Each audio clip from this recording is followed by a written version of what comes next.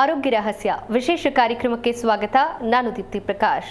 ವೀಕ್ಷಕರೇ, ಇವತ್ತಿನ ಕಾರ್ಯಕ್ರಮದಲ್ಲಿ ಒಂದು ವಿಶೇಷ ವಿಚಾರದ ಕುರಿತಾಗಿ ತಿಳಿದುಕೊಳ್ಳೋಣ. ಅದುವೇ ಮಗು ಹುಟ್ಟಿದ ನಕ್ಷತ್ರಕ್ಕೂ ಹಾಗೂ ಮನೆಗೂ ಏನಾದರೂ ಸಂಬಂಧ ಇದೆಯಾ? ಇದನ್ನ ತಿಳಿಸ್ಕೊಳ್ಳೋದಕ್ಕೆ ನಮ್ಮ ಜೊತೆ ಇದ್ದಾರೆ ಶ್ರೀಮಾನ್ ಶ್ರೀ ಪುರುಷೋತ್ತಮ್ ದೇಶಿಕ್ ಗುರೂಜಿ. ನಮಸ್ಕಾರ ಗುರೂಜಿ, ಕಾರ್ಯಕ್ರಮಕ್ಕೆ ಸ್ವಾಗತ. ನಮಸ್ಕಾರ ಗುರುಜಿ, ಇವತ್ತೊಂದು ವಿಶೇಷವಾದಂತಹ ವಿಚಾರದ ಬಗ್ಗೆನೇ ತಿಳಿಸ್ಕೊಡ್ತಾ ಇದ್ದೀರಾ. ಇದನ್ನು ಕೇಳಿದ ತಕ್ಷಣ ಎಲ್ರಿಗೂ ಕೂಡ ಆಶ್ಚರ್ಯ ಆಗುತ್ತೆ. ಮಗು ಹುಟ್ಟಿದ ನಕ್ಷತ್ರಕ್ಕೂ ಹಾಗೆ ಮನೆಗೂ ಏನಾದರೂ ಸಂಬಂಧ ಇದೆಯಾ ಅಂತ ಈ ಕುರಿತಂತೆ ತಿಳಿಸ್ಕೊಡೋದಾದ್ರೆ. ಹರಿ ಓಂ ಶ್ರೀ ಗುರುಭ್ಯೋ ನಮಃ. ಇಲ್ಲಿ ಕುಟುಂಬ ಅಂತಕ್ಕಂಥದ್ದು ನಾವು ಎಷ್ಟರ ಮಟ್ಟಕ್ಕೆ ಪರಿಚಯ ಮಾಡ್ಕೊಂಡಿದ್ದೀವಿ. ಕುಟುಂಬದ ಪರಿಚಯ ಮಗುವಿನಿಂದ ಆಗತ್ತೆ. ಕುಟುಂಬದ ಪರಿಚಯ ಯಾವುದರಿಂದ ಆಗತ್ತೆ? ಮಗುವಿನಿಂದ. ಹುಟ್ಟುವ ಮಗುವಿನಿಂದ ಕುಟುಂಬದ ಪರಿಚಯವಾಗತ್ತೆ. ಕುಟುಂಬದ ಪರಿಚಯ ಏನಾಗಬೇಕು? ಮಾಮೂಲಿ ಅಪ್ಪ ಅಮ್ಮ ಇದ್ದೇ ಇರ್ತಾರೆ, ಪರಿಚಯ ಏನಾಗಬೇಕು? ಹೌದು. ಈ ಪ್ರಶ್ನೆಯನ್ನು ಇವತ್ತು ಸ್ವಲ್ಪ ಬಿಡಿಸಿ ಹೇಳ್ತಕ್ಕಂತಹ ವಿಚಾರದಕ್ಕಿಂತ ಮುಂಚಿತವಾಗಿ ನವರಾತ್ರಿ ಪ್ರಾರಂಭ ಆಗಿರ್ತಕ್ಕಂತಹ ಪ್ರತಿಯೊಬ್ಬರಿಗೂ ಕೂಡ ಒಂದು ಉತ್ಸಾಹ. ನವರಾತ್ರಿ ಪೂಜೆ ಮಾಡಬೇಕು, ಯಾವ ಥರ ಪೂಜೆ ಮಾಡಬೇಕು, ಹೇಗೆ ಪೂಜೆ ಮಾಡಬೇಕು, ಇದೆಲ್ಲ ಒಂದು ರೀತಿ ಉತ್ಸಾಹ ಇರ್ತಕ್ಕಂಥ. ಆದರೆ ನವರಾತ್ರಿಯ ಮೂಲಾರ್ಥ ಒಂದು ವಿಚಾರ ತಿಳ್ಕೊಂಡು ಮುಂದಕ್ಕೆ ಹೋಗೋಣ. ನವರಾತ್ರಿ ವಿಶೇಷ ಅಂತಕ್ಕಂಥ ವಿಷಯಕ್ಕೆ ಬಂದರೆ ನಾವು ದುರ್ಗಿ ಪೂಜೆ ಮಾಡೋದು ಅಂತ ತಿಳ್ಕೊಂಡಿದ್ದೀವಿ ಸರ್ವಿಸ್. ಆದರೆ ಇಲ್ಲಿ ಮುಖ್ಯವಾಗಿ ದುಷ್ಟರನ್ನು ಶಿಕ್ಷಿಸುವುದಕ್ಕೆ ಅರ್ಥ ತೋರಿಸ್ತಕ್ಕಂಥ, ದುಷ್ಟರನ್ನು ಶಿಕ್ಷಿಸುವುದಕ್ಕೆ, ಶಿಷ್ಟರನ್ನು ರಕ್ಷಿಸುವುದಕ್ಕೆ ಈ ನವರಾತ್ರಿಯ ವಿಶೇಷ. ಅಂದರೆ ದೇವರು ಎಲ್ಲರನ್ನೂ ಮನ್ನಿಸ್ತಾರೆ ಅನ್ನೋದಕ್ಕೆ ವಿಚಾರಕ್ಕೆ ಬಂದರೆ ದುರ್ಗಿ ದುಷ್ಟತನ, ಧರ್ಮಕ್ಕೆ ವಿರೋಧವಾದ ಸಹಿಸಲ್ಲ. ಹೌದು. ಇದನ್ನು ಎಚ್ಚರಿಕೆ ಕೊಡೋದಕ್ಕೆ ಬರ್ತಕ್ಕಂಥದ್ದು ಈ ದುರ್ಗಿ, ನವದುರ್ಗಿ ಇರುವಂತಕ್ಕಂಥ ವಿಚಾರದಲ್ಲಿ ನಾವು ಅನ್ಕೋತೀವಿ. ಆದರೆ ಮನೆಯಲ್ಲಿ ಇರ್ತಕ್ಕಂತಹ ಅಕ್ಕ, ತಂಗಿ, ಅಮ್ಮ, ಹೆಂಡತಿ ಇರ್ತಾರಲ್ಲ, ಈ ಹಲವಾರು ರೀತಿಯ ಸ್ತ್ರೀಯರಿಗೆ ನಾವು ಎಷ್ಟರ ಮಟ್ಟಿಗೆ ಗಮನಿಸಿದ್ದೀವಿ ಅಂತ ಎಚ್ಚರಿಕೆ ಕೊಡೋಕ್ಕೆ ದುರ್ಗಿ ಪೂಜೆ ಮಾಡೋದು ನಾವು. ಮನೇಲಿ ಇಲ್ಲ ಹೆಂಡತಿ ದುರ್ಗಿ ಆಗಿರ್ತಾಳೆ, ಇಲ್ಲ ತಂಗಿ ದುರ್ಗಿ ಆಗಿರ್ತಾಳೆ, ಇಲ್ಲ ತಾಯಿ ದುರ್ಗಿ ಆಗಿರ್ತಾರೆ. ಅವ್ರು ದುರ್ಗಿಯಾಗೇ ಇದ್ದಾರೆ, ಅವ್ರು ಚೇಂಜ್ ಆಗಿಲ್ಲ. ಹೌದು. ಆದರೂ ನಾವು ದುರ್ಗಿಗೆ ಪೂಜೆ ಮಾಡೋದು ಬಿಟ್ಟಿಲ್ಲ. ಮಾಡ್ತಾ ಇರಿ, ತೊಂದರೆ ಇಲ್ಲ. ಆದರೆ ಅರ್ಥ ತಿಳ್ಕೊಳ್ಳಿ. ಪ್ರತಿಯೊಂದು ಹಬ್ಬಗಳಲ್ಲೂ ಕೂಡ ನಾನು ವಿಚಾರವನ್ನು ಹೇಳ್ತೀನಿ. ಯಾವುದೇ ಹಬ್ಬ ಆಚರಣೆ ಮಾಡಬೇಕಾದ್ರೆ ಹಿಂದಿನ ಸತ್ಯ ಸಂದೇಶವನ್ನು ತಿಳಿದು ಹಬ್ಬ ಮಾಡಿದಾಗ ನಿಮಗೆ ಸಾರ್ಥಕವಾದ ಬದುಕು ಸಿಕ್ಕತ್ತೆ. ಮೊದಲಿಂದ ಮಾಡ್ಕೊಂಡು ಬಂದಿದ್ದೀವಿ. ದೀಪ ಒಂದು ಹಚ್ಚದ, ಎರಡು ಹಚ್ಚದ, ಈ ಕಡೆ ತಿರ್ಗ್ಸದ, ಈ ಕಡೆ ತಿರ್ಗ್ಸದ, ದೀಪಾವಳಿ ಕಂಬ ಹಚ್ಚದ, ಗಜಕೇಸರಿ ದೀಪ ಇಡೋದ, ಒಂದೊಂದು ರೀತಿಯಲ್ಲಿ ಕೇಳ್ತಾರೆ. ಹೌದು. ಆದರೆ ವಿಚಾರ ಇಷ್ಟೇ, ನಾವು ಮಾಡಬೇಕಾಗಿರ್ತಕ್ಕಂಥದ್ದು ಆದಷ್ಟು ಮಟ್ಟಕ್ಕೂ ಶಕ್ತಿ ಪೂಜೆ ಅಂತಕ್ಕಂತಹ ಒಂದು ವಿಚಾರವನ್ನು ನಮಗೆ ಶಕ್ತಿ ಇದೆಯಾ ಅಂತ ತೊಡ್ಕೋಬೇಕು. ಬದಲು ಯಾರಿಗೆ? ನಮಗೆ. ಇದು ಶಕ್ತಿ ದೇವತೆಯ ಪೂಜೆ. ನಮಗೆ ಶಕ್ತಿ ಇದೆಯಾ ಅದು ಗೊತ್ತಿಲ್ಲ ನಮಗೆ. ಶಕ್ತಿ ಇಲ್ಲದಾಗ ಏನಾಗತ್ತೆ ಅಂತ ತಿಳ್ಕೋಬೇಕು. ನಮಗೆ ಶಕ್ತಿ ಇಲ್ಲದಾಗ ನಾವೇನಾಗಿರ್ತೀವಿ ಅನ್ನೋ ತಿಳ್ಕೊಳ್ಳೋದಕ್ಕೆ ನಾವು ಪ್ರಯತ್ನ ಮಾಡಿದಾಗ ನವರಾತ್ರಿಯ ವಿಶೇಷ ನಮಗೆ ತುಂಬ ಹತ್ತಿರವಾದಂತಹ ವಿಚಾರ ಆಗತ್ತೆ. ನಾವು ಅದಕ್ಕೆ ಹೋಗೂ ಇಲ್ಲ, ಅದು ಗೊತ್ತೂ ಆಗಿಲ್ಲ, ನಾವು ಹಾಗೆ ಮುಚ್ಚಿಟ್ಟಿದ್ದೀವಿ ಅದನ್ನ. ಏನು? ಶಕ್ತಿ ದೇವತೆ. ಪ್ರತಿ ಹೆಣ್ಣು ಶಕ್ತಿ ದೇವತೆ ಆಗಿರಬೇಕು. ಏನು ಹೇಳ್ತೀಯಮ್ಮ? ಶಕ್ತಿ ದೇವತೆಯಾಗಿ. ಜಗಳ ಮಾಡೋಕ್ಕಲ್ಲ ಶಕ್ತಿ ಇರೋದು. ಜಗಳ ಮಾಡೋ ಶಕ್ತಿ ದೇವತೆ ಬೇಕಾದಷ್ಟು ಜನ ಇದ್ದಾರೆ. ಆದರೆ ಎಲ್ಲವನ್ನು ತಡ್ಕೊಳ್ಳುವಂಥ ಶಕ್ತಿ, ಭೂಮಿ ಹೇಗೆ ತಡ್ಕೊಳ್ಳುತ್ತೋ ಹಾಗೆ ಕುಟುಂಬದ ಭಾರವನ್ನು ತಡೆಯುವ ಶಕ್ತಿ ಆ ಹೆಣ್ಣಿಗೆ ಬರಬೇಕು. ಆ ಶಕ್ತಿ ಇರಬೇಕಾ? ಇಲ್ಲ.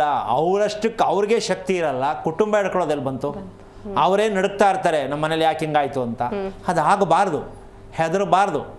ಅದಕ್ಕೆ ಏನು ಮಾಡಬೇಕಿತ್ತು? ಯಾವ ಮುಚ್ಚಿಟ್ಬಿಟ್ಟಿದ್ದೀರಿ ಅಂತ ಹೇಳಿದ್ರೆ ಏನಪ್ಪ ಅದು ಅಂತ ಅಂದ್ಕೊಂಡ್ರೆ, ರಾತ್ರಿ ಚಂದ್ರನ್ನ ಯಾವ ಹೆಣ್ಣು ನೋಡ್ತಾಳೋ ಪ್ರತಿದಿನ ರಾತ್ರಿ ಚಂದ್ರನನ್ನು ಯಾರು ನೋಡ್ತಾರೋ, ಸಿಂಗಲ್ ಮದುವೆ ಆಗೋಕ್ಕೆ ಮುಂಚೆ ಒಳ್ಳೆ ಗಂಡ, ಮದುವೆ ಆದಮೇಲೆ ಗಂಡ ಹೆಂಡತಿ ಚೆನ್ನಾಗಿ ಯಾವಾಗಲೂ ಲವಲವಿಕೆಯಿಂದ ಇರಬೇಕು, ಲವ್ ಮಾಡ್ತಾ ಇರಬೇಕು ಅಂತ ಇರ್ತಾರೋ, ಗಂಡ ಹೆಂಡತಿ ಯಾರು ರಾತ್ರಿ ಚಂದ್ರ ನೋಡಿ ಮಲಗ್ತಾರೋ ಒಳ್ಳೆ ಮಗು ಸಂತಾನ ಉತ್ಪತ್ತಿ ಆಗತ್ತೆ. ಗೊತ್ತಿಲ್ಲ, ಚಂದ್ರನ ನೋಡಿ ಎಷ್ಟು ದಿನ ಆಗಾಯ್ತೋ ಸೂರ್ಯ ನೋಡ್ತಾರೆ. ಯಾಕೆಂದರೆ ಹೇಳದೆ ಸೂರ್ಯ ಹುಟ್ಟಿದ ಮೇಲೆ ತಾನೆ, ಅದಕ್ಕೆ ಸೂರ್ಯ ನೋಡಿರ್ತಾರೆ ಸಾಮಾನ್ಯವಾಗಿ. ಚಂದ್ರ ನೋಡೋ ಅಭ್ಯಾಸ ಯಾರಿಗೂ ಇಲ್ಲ. ಚಂದ್ರ ನೋಡಲಿಲ್ಲ ನಾವು ಕೆಟ್ಟಿದ್ದೀವಿ ಅಂತ ಅರ್ಥ. ನೀವು ಯಾವ ಪೂಜೆ ಮಾಡಿದ್ರೂ ವರ್ಕ್ ಆಗಲ್ಲ. ಸೊ ಬೆಳಗಿನ ಚಂದ್ರನ ಯಾರು ನೋಡ್ತಾರೆ, ರಾತ್ರಿ ಚಂದ್ರನ ಯಾರು ನೋಡ್ತಾರೆ, ಅವರಷ್ಟು ಪುಣ್ಯವಂತರು, ಅವರಷ್ಟು ಅದೃಷ್ಟವಂತರು ಪ್ರಪಂಚದಲ್ಲಿ ಯಾರೂ ಇಲ್ಲ. ಮಕ್ಕಳಿಗೂ ತೋರಿಸಲ್ಲ ಚಂದ್ರನ.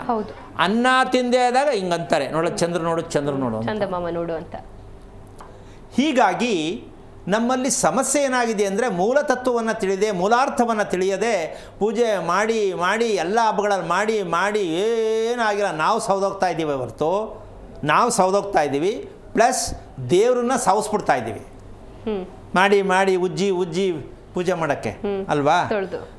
ಹಾಗಾಗಿ ನಮ್ಮಲ್ಲಿ ಯಾವುದೇ ಕಾರಣಕ್ಕೂ ವಿಚಾರ ಏನು ಬರಬೇಕಪ್ಪ ಅಂದರೆ, ಮನಸ್ಸಿಗೆ ನಮಗೆ ಬೇಕಾಗಿರ್ತಕ್ಕಂತಹ ವಿಚಾರ ಇವತ್ತು ಅತಿ ಮುಖ್ಯವಾಗಿ ನಾವು ತಿಳ್ಕೊಳ್ಬೇಕಾದಂಥ ವಿಚಾರ, ಕಾರಣಕರ್ತರಾಗಿರ್ತಕ್ಕಂತಹ ಶ್ರೀಮನ್ನಾರಾಯಣನ ಪಾದ ಕಮಲಗಳಿಗೆ ಕೋಟಿ ಕೋಟಿ ನಮಗಳನ್ನ ಅರ್ಪಣೆಯನ್ನು ಮಾಡಿ ವಿಚಾರಕ್ಕೆ ಬರೋದೇ ಆದರೆ, ಈ ದುರ್ಗಿ ಪೂಜೆ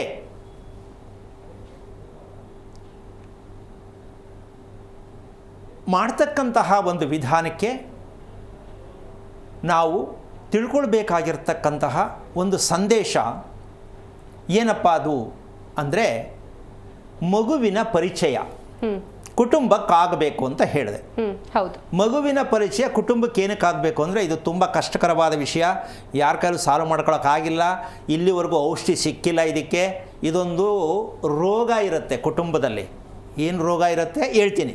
ಕುಟುಂಬದಲ್ಲಿ ಒಂದು ದೊಡ್ಡ ಮಹಾಮಾರಿ ರೋಗ ಇರುತ್ತೆ. ಇದಕ್ಕೆ ಮೆಡಿಷನ್ ಇಲ್ಲ, ಇರ್ಬೋದೇನೋ ನಂಗೆ ಗೊತ್ತಿಲ್ಲ, ಸದ್ಯಕ್ಕಂತೂ ಇಲ್ಲ ಅನ್ಕೋತೀನಿ. ಇದು ಕುಟುಂಬವನ್ನೇ ಒಡೆದಾಕತ್ತೆ, ನೆಮ್ಮದಿ ಹಾಳು ಮಾಡುತ್ತೆ, ನಿದ್ದೆ ಕೆಡಿಸತ್ತೆ ಈ ರೋಗ. ಇದಕ್ಕೆ ಮೆಡಿಷನ್ ಇಲ್ಲ. ಅಂಥ ರೋಗವನ್ನು ಪರಿಚಯ ಮಾಡ್ಕೋಬೇಕಾ ಬೇಡವಾ? ಯಾಕೆಂದ್ರೆ ಆ ಮಗುನಲ್ಲಿ ಬಂದಿದೆಯಾ ಅಂತ ನೋಡ್ಕೋಬೇಕು. ಆ ರೋಗ ಆ ಮಗುನಲ್ಲಿ ಬಂದಿದೆಯಾ ಅಂತ ನೋಡಿಕೊಂಡ್ರೆ ನಕ್ಷತ್ರ ಅದನ್ನು ತೋರಿಸುತ್ತೆ. ಕುಟುಂಬದಲ್ಲಿ ಅಪ್ಪನಿಗಿದೆಯೋ ಅಮ್ಮನಿಗಿದೆಯೋ ಯಾರಿಗಿದೆಯೋ ಆ ಇಬ್ಬರಲ್ಲಿ ಏನು ರೋಗ ಇರುತ್ತೋ, ಸಾಮಾನ್ಯವಾಗಿರುತ್ತೆ ಇವತ್ತಿನ ಕಾಲಕ್ಕೆ ಅಂತ ಅಂದ್ಕೊಳ್ಳೋಣ, ಆ ಮಗುವಿನಲ್ಲಿ ಆ ರೋಗವನ್ನು ಕಂಡುಹಿಡಿಯೋದಕ್ಕೆ ಆ ಮಗು ಪರಿಚಯ ಮಾಡ್ಕೊಳಕ್ಕೆ ಬರುತ್ತೆ. ನಿಮ್ಮಿಬ್ಬರಲ್ಲಿ ಯಾರಿಗೊಬ್ರಿಗಿದೆ ಅಥವಾ ಇಬ್ಬರಿಗೂ ಇದೆ ನೋಡ್ಕೊಳ್ಳಿ ಅಂತ ನಾವು ನೋಡ್ಕೊಳ್ಳಲ್ಲ. ಮಗುಗೂ ನಮಗೂ ಏನು ಸಂಬಂಧ ಅಂತ ಅನ್ಕೊಂಡಿದ್ದೀವಿ. ಮಗು ಸಂಬಂಧ ಇಲ್ಲದೆ ನನ್ನ ಮಗು ಅಂತ ಹೇಳ್ತಿಲ್ಲ, ಆದರೂ ಹಂಗಂತ ಹೇಳ್ತೀವಿ. ಏನಪ್ಪ ಅಂತ ಅಮೂಲ್ಯವಾದದ್ದು ಅಂದರೆ, ನೋಡಿ ಹೇಳಿದ್ರೆ ಎಲ್ರಿಗೂ ನಗು ಬರುತ್ತೀಗ. ಗೊರಕೆ ಹೊಡಿತಕ್ಕಂಥ ಗಂಟಿ ಆಗಲಿ ಗಂಡ ಆಗಲಿ ಮನೇಲಿದ್ದರೆ ಆ ದೊಡ್ಡ ರೋಗ, ಆ ಮಹಾಮಾರಿ ರೋಗ ಮಗುನಲ್ಲಿ ಬಂದಿರುತ್ತೆ. ಗೊರಕೆ ಹೊಡಿಯೋದಕ್ಕೆ ಔಷಧಿ ಏನಮ್ಮ? ಗೊರಕೆ ಹೊಡೆಯೋ ಗಂಡ ಸಿಕ್ಕರೆ ಹೆಂಡ್ತಿ ನಮೋನ್ನಮ, ಹೆಂಡ್ತಿಗೆ ಗೊರಕೆ ಹೊಡೆದ್ರೆ ಗಂಡ ನಮೋನ್ನಮ, ಇಲ್ಲ ಇಬ್ಬರು ಗೊರಕೆ ಹೊಡೆದ್ರೆ ಸೂಪರ್. ಪಕ್ಕದ ಮನೆಯವ್ರು ಗೋವಿಂದ ಗೋವಿಂದ, ಏಕೆಂದರೆ ಆ ಶಬ್ದ ಆ ಮಟ್ಟಕ್ಕೆ ಹೋಗ್ತಿರ್ತದೆ, ಬಿಲ್ಡಿಂಗ್ ಆರೋಂಗೆ. ಹೌದಾ? ಈ ಗೊರಕೆ ಹೊಡೆಯೋದಕ್ಕೆ ಮೆಡಿಷನ್ ಇದೆಯಾ? ಎಲ್ಲಿಂದ ಎಲ್ಲಿಗೆ ಹೋಗ್ತಾ ಇದೆ ವಿಚಾರ? ಈ ಗೊರಕೆ ಏನಕ್ಕೆ ಬರುತ್ತೆ ಅಂತ ಫಸ್ಟ್ ತಿಳ್ಕೊಬೇಕು ನಾವು. ಗೊರಕೆ ಬರೋ ಉದ್ದೇಶ ಏನು, ಯಾಕೆ ಬರುತ್ತದು ಅಂತ ತಿಳ್ಕೊಂಡ್ರೆ, ಸಾಮಾನ್ಯ ಇದಕ್ಕೊಂದು ಉದಾಹರಣೆ ಕೊಡ್ತೀನಿ. 3 ಜನ ಕುತ್ಕೊಳ್ಳೋ ಆಟೋದಲ್ಲಿ ಒಂದು 5 ಜನನೋ 6 ಜನ ಕುತ್ಕೊಂಡ್ರೆ ಆಟೋ ಏನಾಗುತ್ತೆ, ಶಬ್ದ ಜಾಸ್ತಿ ಆಗುತ್ತೆ. ಹೌದಾ? ತಡ್ಕೊಳ್ಳಾರದೆ ಬಳದ ಸಿಕ್ಕಾಬಟ್ಟೆ ಶಬ್ದ ಬರುತ್ತೆ. ಹಾಗೆ ನಮ್ಮ ದೇಹದವನ್ನ ಸಿಕ್ಕಾಬಟ್ಟೆ ಬೇಜಾರಾದಾಗ ತಿನ್ನೋರಿಗೆ ಜಾಸ್ತಿ ಹೊರಕೆ ಬರೋದು. ಸಿಕ್ಕದಂಗೆಲ್ಲ ತಿಂತಾ ಇರೋದು, ಕಳಕ ಬೀಜ ಕಳೆದು ಎಲ್ಲೆಲ್ಲ ಹೋಗಿ ತಿಂತಾನೆ ಇರೋದು. ತಿಂದು ತಿಂದು ತಿಂದು ತಿಂದು ದೇಹ ಊದ್ಕೊಳ್ತೆ ಗೊತ್ತಾಗಲ್ಲ. ತೂಕ ಜಾಸ್ತಿ ಆಗುತ್ತೆ. ದೇಹ ಊದ್ಕೊಳ್ಳೋ ಸೆಕೆಂಡ್ರಿ, ತೂಕ ಜಾಸ್ತಿ ಆಗ್ತಾ ಹೋಗುತ್ತೆ. ಈ ರೀತಿ ಆದಾಗ ಗೊರಕೆಗೆ ನಮ್ಮ ಉಸಿರಾಟಕ್ಕೆ ತುಂಬ ಹಿಂಸೆ ಆಗುತ್ತೆ. ಮಲಗಿದಾಗ ಉಸಿರಾಟಕ್ಕೆ ತುಂಬ ಕಷ್ಟವಾದಾಗ ಆ ಗೊರಕೆ ಶಬ್ದ ಬರುತ್ತೆ. ಆ ವೇದನೆಯನ್ನು ನಿಜವಾಗ್ಲೂ ಅನುಭವಿಸೋರಿಗೆ ಅರ್ಥ ಆಗುತ್ತೆ. ಏನಪ್ಪ ಈ ನಾಟಿ ಗೊರಕೆನ, ಕೆಲವರಂತೂ 3 ಬಿಲ್ಡಿಂಗ್ ಕೇಳಿಸೋಂಗೆ ಗೊರಕೆ ಹೊಡಿತಾರೆ. ಹೌದಾ? ಏನಿದು ಕರ್ಮ ಅಂದರೆ, ಸಿಕ್ಕದಂಗೆಲ್ಲ ತಿನ್ನೋದು ಅಂದರೆ ಕಂಟ್ರೋಲಿಂಗ್ ಯಾರಿಗಿರಲ್ವೋ ಅವ್ರ ಗೊರಕೆ ಗ್ಯಾರಂಟಿ. ಆಮೇಲೆ ಇವರಿಗೆ ಒಂದು ಅಭ್ಯಾಸ ಇರುತ್ತೆ, ಏನು ಸೈಡ್ಸ್ ಬೇಕು. ಊಟ ಮಾಡ್ಬೇಕಾರೆ ಬಾಯಿ ರುಚಿಯಾಗಿರೋದಕ್ಕೆ ಏನಾದ್ರು ಒಂದು ಬೇಕು, ಕಡಿಬೇಕು. ಏನೋ ಒಂದು ಉಪ್ಪಿನಕಾಯಿನೋ ಚಿಪ್ಸೋ ಏನೋ ಒಂದು ಬೇಕು ಸೈಡ್ಗೆ. ಇದು ಯಾರು ತಿಂತಾರೆ ಅವ್ರ ಗ್ಯಾರಂಟಿ ಗೊರಕೆ ಪ್ರಿಯರೇ. ಅದು ಹೆಣ್ಣಾಗ್ಲಿ ಗಂಡಾಗ್ಲಿ ಅಲ್ವಾ? ಈ ಗೊರಕೆ ರೋಗ ಈ ನವದುರ್ಗಿ ಪೂಜೆಯಲ್ಲಿ ಯಾಕೆ ಬೇಕಾಗಿತ್ತು ಅಂತ ದಯವಿಟ್ಟು ಅನ್ಕೋಬೇಡಿ. ಇದರಂತಹ ದೊಡ್ಡ ದುರ್ಗಿ ಅಂದರೆ ಕೋಪೆ ಆವೇಶ ಸಿಕ್ಕಾಬಟ್ಟೆ ಹೆಣ್ಗಾಲಿ ಗಂಡಗಾಗಲಿ ಮನಸ್ಸಿಗೆ ಹಿಂಸೆ ಆಗ್ತಕ್ಕಂತಹ ಸನ್ನಿವೇಶ ಯಾರ ಹತ್ರನೂ ಹೇಳ್ಕೊಳಕ್ಕಾಗಲ್ಲ. ಅದಕ್ಕೆ ಈ ದುರ್ಗಿ ಪೂಜೆಯಲ್ಲಿ ಈ ಶಕ್ತಿ ವಿಷಯವನ್ನು ತಿಳ್ಕೊಂಬಿಟ್ರೆ ನೀವೆಷ್ಟು ಪಾವನರಾಗ್ತೀರಾ ಅಂದರೆ ನಿಜವಾಗ್ಲೂ ನಾವು ತಿಳ್ಕೊಬೇಕಿತ್ತಲ್ವ ಅನಿಸುತ್ತೆ. ಯಾರು ಗಾಬರಿ ಆಗಬೇಡಿ. ಈ ಗೊರಕೆ ಅನ್ನತಕ್ಕಂಥ ವಿಷ ಯಾರಿಗೂ ಬರಬಾರ್ದು. ಇವತ್ತು ಆ ವಿಷ ಏನಕ್ಕೆ ಆಗ್ತಾ ಇದೆ ಅಂತ ಪೂರ್ಣವಾಗಿ ಹೇಳ್ತಾ ಹೋಗ್ತೀನಿ, ತಿಳ್ಕೊಳ್ಳಿ. ಮುಂದೆ ಒಬ್ರು ಕಾಲರ್ ಇದ್ದಾರೆ, ಮಾತನಾಡ್ಸೋಣ. ಹರಪನಹಳ್ಳಿ ಅಂತ ರೂಪ ಕರೆ ಮಾಡಿದ್ದಾರೆ. ನಮಸ್ಕಾರ ರೂಪ. ನಮಸ್ಕಾರ ಗುರುಗಳೇ. ನಿಮ್ಮ ನಕ್ಷತ್ರ ತಿಳಿಸ್ಕೊಡಿಮಾ. ವಿಶಾಖ ನಕ್ಷತ್ರ, ತುಲಾ ರಾಶಿ. ಗುರುಜಿ ಇದ್ದಾರೆ, ಮಾತನಾಡಿ. ಹಲೋ. ಹರೇ ಕೃಷ್ಣ ಗುರುಗಳೇ. ನಾರಾಯಣ, ಹೇಳಿಮ್ಮ. ಯಾರು ವಿಶಾಖ ನಕ್ಷತ್ರ? ನಾನೇ ಗುರುಗಳೇ, ವಿಶಾಖ ನಕ್ಷತ್ರ. ಎಷ್ಟು ವಯಸ್ಸು ತಮ್ಮದು? 40 ವರ್ಷ ಗುರುಗಳೇ. ಓಕೆ. ತುಂಬ ಚೆನ್ನಾಗಿ ಆರೋಗ್ಯವಾಗಿ ಖುಷಿಯಾಗಿದ್ದೀರಾ? ಪರವಾಗಿಲ್ಲ ಗುರುಗಳೇ. ಯಾಕೆ ಇಷ್ಟೊಂದು ಯೋಚನೆ ಮಾಡಿದ್ರಿ? ಯಾವ ಥರ ಹೇಳೋದು ಅಂತನಾ? ಇನ್ನು 7 ವರ್ಷ ಆಗಿ ಮದುವೆ ಆಗಿ 7 ವರ್ಷ ಆಗಿದೆ ಗುರುಗಳೇ, ಮಕ್ಕಳಾಗಿಲ್ಲ, ಹಾಗಾಗಿ ಗುರುಗಳೇ. ಏನು ಓದಿದ್ದೀರ ತಾವು? ನಾನು DEd ಮಾಡಿದ್ದೀನಿ ಗುರುಗಳೇ. ಯಾವ ವಾರ ಮದುವೆ ಆದ್ರಿ? ಶುಕ್ರವಾರ ಗುರುಗಳೇ. ಯಾವುದು? ಶುಕ್ರವಾರ. ಓಕೆ. ನೀವು ಹುಟ್ಟಿದ್ದು? ಮಂಗಳವಾರ ಗುರುಗಳೇ. ಓಕೆ. ಈಗ ನಿಮಗೆ ಮಗು ಆಗಬೇಕು ಅಂತ ಕೋರಿಕೆನಾ ಅಥವಾ ಆರೋಗ್ಯ ತಿಳ್ಕೋಬೇಕು ಅಂತ ಕೋರಿಕೆನಾ? ಮೊದಲು ಮಗು ಆಗ್ಬೇಕು ಅಂತ ಗುರುಗಳೇ, ಆ ನಂತರ ಆರೋಗ್ಯದ ಬಗ್ಗೆ. ನೀವು ಮೊದಲನೇ ತಪ್ಪು ಏನು ಮಾಡಿರೋದು ಗೊತ್ತಾ? ತಿಳ್ಕೋಬೇಕು, ಬೇಜಾರು ಮಾಡ್ಕೋಬಾರ್ದು. ಹೇಳಿ ಗುರುಗಳೇ. ಮೊದಲನೇ ತಪ್ಪು ನೀವು ಮದುವೆ ಆಗಿರೋದು. ಹಾಂ. ಹಂಗಂದ್ರೆ ವಿಶಾಖ ನಕ್ಷತ್ರ ಮದುವೆ ಆಗಬಾರ್ದ? ಆಗಿ ಅನುಭವಿಸೋಕ್ಕಾಗಿ ಅನುಭವಿಸ್ಲೇಬಾರ್ದು ಅಂದರೆ ವಿಶಾಖ ನಕ್ಷತ್ರಕ್ಕೆ ಈ ದೇಹ ಯಾಕೆ ರೆಡಿ ಆಯಿತು ಅಂತ ತಿಳ್ಕೊಬೇಕಿತ್ತು. ತಿಳ್ಕೊಳ್ಳಿಲ್ಲ. ಓದಿದ್ರಿ ಮಾತ್ರ, BScನೋ B.Edೋ ಓದಿದ್ರಿ, ಅದರಲ್ಲಿ ಇದೆಲ್ಲ ಬರಲ್ಲ. ಬರುತ್ತಾ ಅದರಲ್ಲೆಲ್ಲ? ದೇಹದ ಬಗ್ಗೆ ಬರುತ್ತಾ ನಿಮ್ಮ ಎಜುಕೇಷನಲ್ಲಿ? ಇಲ್ಲ ಗುರುಗಳೇ. ಮತ್ತು ಯಾಕೆ ಓದೋದು? ಅದಕ್ಕೆ ಸಂಪಾದನೆ ಮಾಡೋಕ್ಕಾ? ಹೌದು ಗುರುಗಳೇ. ಅಲ್ಲ, ನಮ್ಮ ದೇಶದಲ್ಲಿ ಅದನ್ನೇ ಎಲ್ಲ ಮಾಡ್ತಿರೋದು, ಮಾಡಿ ತೊಂದರೆ ಇಲ್ಲ. ಆದರೆ ಓದಿ ಓದಿ ಓದಿ ಕೂಚಂಬಟ್ಟನಾದ, ಹುಚ್ಚಂಬಟ್ಟನಾದ ಅಂತ ಹೇಳ್ತಾರೆ ಹಿರಿಯರು. ಹಾಗೆ ನಮ್ಮ ದೇಹದ ಬಗ್ಗೆ ಗೊತ್ತಿಲ್ಲ, ನಮ್ಮ ಉಸಿರಾಟದ ಬಗ್ಗೆ ಗೊತ್ತಿಲ್ಲ, ಊಟ ಮಾಡೋದ್ರ ಬಗ್ಗೆ ಗೊತ್ತಿಲ್ಲ, ಮಲ್ಕೊಳ್ಳೋದ್ರ ಬಗ್ಗೆ ಗೊತ್ತಿಲ್ಲ, ಮದುವೆ ಆಗೋದ್ರ ಬಗ್ಗೆ ಗೊತ್ತೇ ಇಲ್ಲ. ಆದರೂ ಮದುವೆ ಮಾಡಿಕೊಂಡು ಆಮೇಲೆ ಮಗು ಆಗಲಿಲ್ಲ, ಗಂಡ ಚೆನ್ನಾಗಿಲ್ಲ, ಹೆಂಡತಿ ಚೆನ್ನಾಗಿಲ್ಲ. ಇದು ಯಾಕ್ರಿ ಈ ಫಿಶ್ ಮಾರ್ಕೆಟು?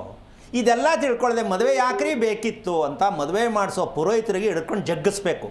ಮಾಡಿಸ್ತೀಯಾ ಮದುವೆನಾ ಅಂತ. ಹುಚ್ಚುಚ್ಚು ಮದುವೆ ಯಾಕೆ ಮಾಡಿಸ್ತಿರೋ ಅಂತ ಹೇಳಬೇಕು. ಏನು ಮಾಡೋಣ, ಅವ್ರಿಗೂ ಪಾಪ ಹೊಟ್ಟೆ ತುಂಬಬೇಕು, ಇವ್ರಿಗೂ ಪಾಪ ಮದುವೆ ಆಗಬೇಕು ಅಲ್ವೇನಮ್ಮ? ಅಡ್ಜಸ್ಟ್ಮೆಂಟು. ಮದುವೆ ಆದಮೇಲೆ ನೋಡ್ಕೊಳ್ಳೋಣ ಅಂತ. ಅವರು ಅಷ್ಟೇ, ಮದುವೆ ಆದಮೇಲೆ ಹೆಂಗೋ ನಡ್ಕೊಂಡು ಹೋಯ್ತದೆ, ಮಾಡ್ಕೊಳ್ರಿ ಅಂತ ಮಾಡ್ತಾರೆ. ಹುಚ್ಚುತನದ ಜೀವನ ಆಗ್ತಾ ಹೋಗುತ್ತೆ. ಈಗ ನಿಮ್ಮ ನಿದ್ದೆ ವಿಷಯ, ಹಗಲು ನಿದ್ದೆ ಮಾಡ್ತಕ್ಕಂಥದ್ದು ಖುಷಿನಾ, ರಾತ್ರಿ ನಿದ್ದೆ ಮಾಡೋ ಖುಷಿನಾ ನಿಮಗೆ? ರಾತ್ರಿ ನಿದ್ದೆ ಮಾಡ್ತೀನಿ ಗುರುಗಳೇ, ಅದೇ ಖುಷಿ. ಬೆಳಿಗ್ಗೆ ಹೊತ್ತು ಮಲ್ಕೊಳ್ಳೋದೇ ಇಲ್ವಾ? ಇಲ್ಲ ಗುರುಗಳೇ, ಬೆಳಿಗ್ಗೆ ಮಧ್ಯಾಹ್ನ ಅಭ್ಯಾಸ ಇಲ್ಲ. ಓಕೆ, ತುಂಬ ಒಳ್ಳೆ ಕೆಲಸ ಮಾಡಿದ್ರಿ. ಈಗ ನಿಮಗೆ ತಲೆ ಚಕ್ಕರ ಬರುತ್ತಾ, ತಲೆನೋವು ಬರುತ್ತಾ ಅಥವಾ ಬೆನ್ನೋವು ಬರುತ್ತಾ? ಬೆನ್ನು ನೋವು ಬರುತ್ತಾ, ತಲೆ ಚಕ್ಕರ ಬರುತ್ತಾ ಅಂತ ಕೇಳಿದೆ. ಬೆನ್ನೋವು ಗುರುಗಳೇ. ಓಕೆ, ಇಲ್ಲಿದೆ ನೋಡಿ ನಿಮ್ಮ ಆಯಸ್ಸು, ನಿಮ್ಮ ಆರೋಗ್ಯ, ನಿಮ್ಮ ಮಗು, ನಿಮ್ಮ ದಾಂಪತ್ಯ ಎಲ್ಲ ನೋಡಿ ಇಲ್ಲಿದೆ. ಬೆನ್ನೊಳಗೆ ತುಂಬ್ಕೊಂಡಿದ್ದೀರಾ. ಇದನ್ನು ಕ್ಲೀನ್ ಮಾಡೋದು ಯಾವಾಗ? ಪ್ರಶ್ನೆ. ಯಾವಾಗ ಕ್ಲೀನ್ ಮಾಡ್ತೀರಾ?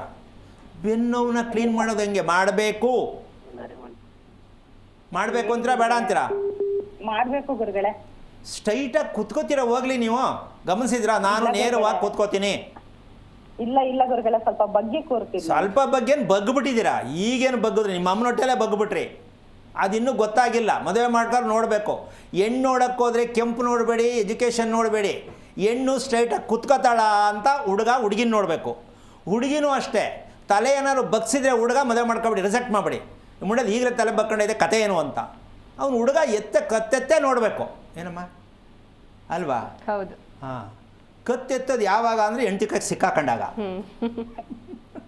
ಆದರೆ ಹೆಣ್ಣು ಗಂಡು ನೋಡಬೇಕು ಅಂದರೆ ಏನು ನೋಡಬೇಕು? ಹೆಣ್ಣನ್ನು ಗಂಡು, ಗಂಡನ್ನು ಹೆಣ್ಣು ಅಂತ ಎಲ್ರಿಗೂ ತಮಾಷೆ ಆಗ್ಬೋದು. ಏನು ನೋಡಬೇಕು?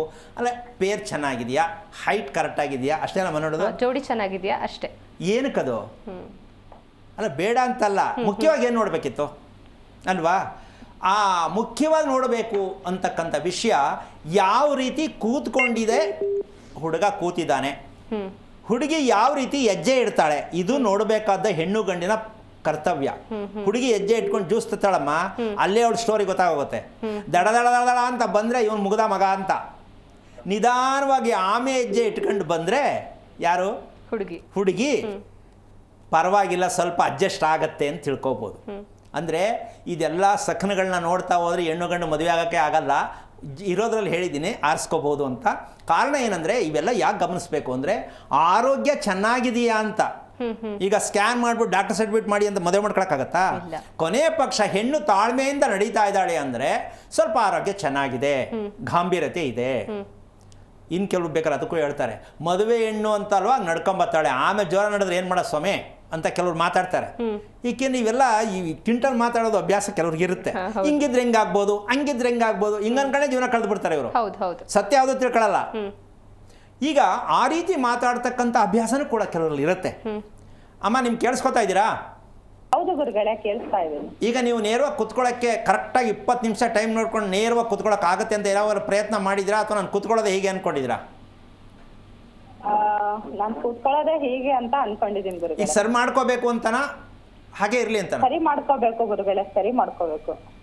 ಕೋಪ ನಿಮ್ಮಷ್ಟಕ್ಕೆ ನೀವೇ ಮಾಡ್ಕೋತೀರಾ, ಬೇರೆ ಮೇಲೆ ಕೋಪ ಆಗ್ತೀರಾ? ಇಲ್ಲ, ಸಿಚುಯೇಷನ್ ಬಂದಂಗೆ ಗುರುಗಳೇ. ಅಂದರೆ ಪರ್ಸೆಂಟೇಜ್ ಯಾವ್ದು ಜಾಸ್ತಿ? ನಿಮ್ಮಷ್ಟಕ್ಕೆ ನೀವೇ ಕೋಪ ಮಾಡ್ಕೊಳ್ಳೋದು ಜಾಸ್ತಿನಾ, ಬೇರೆ ಮೇಲೆ ಕೋಪ ಮಾಡೋದು ಜಾಸ್ತಿನಾ?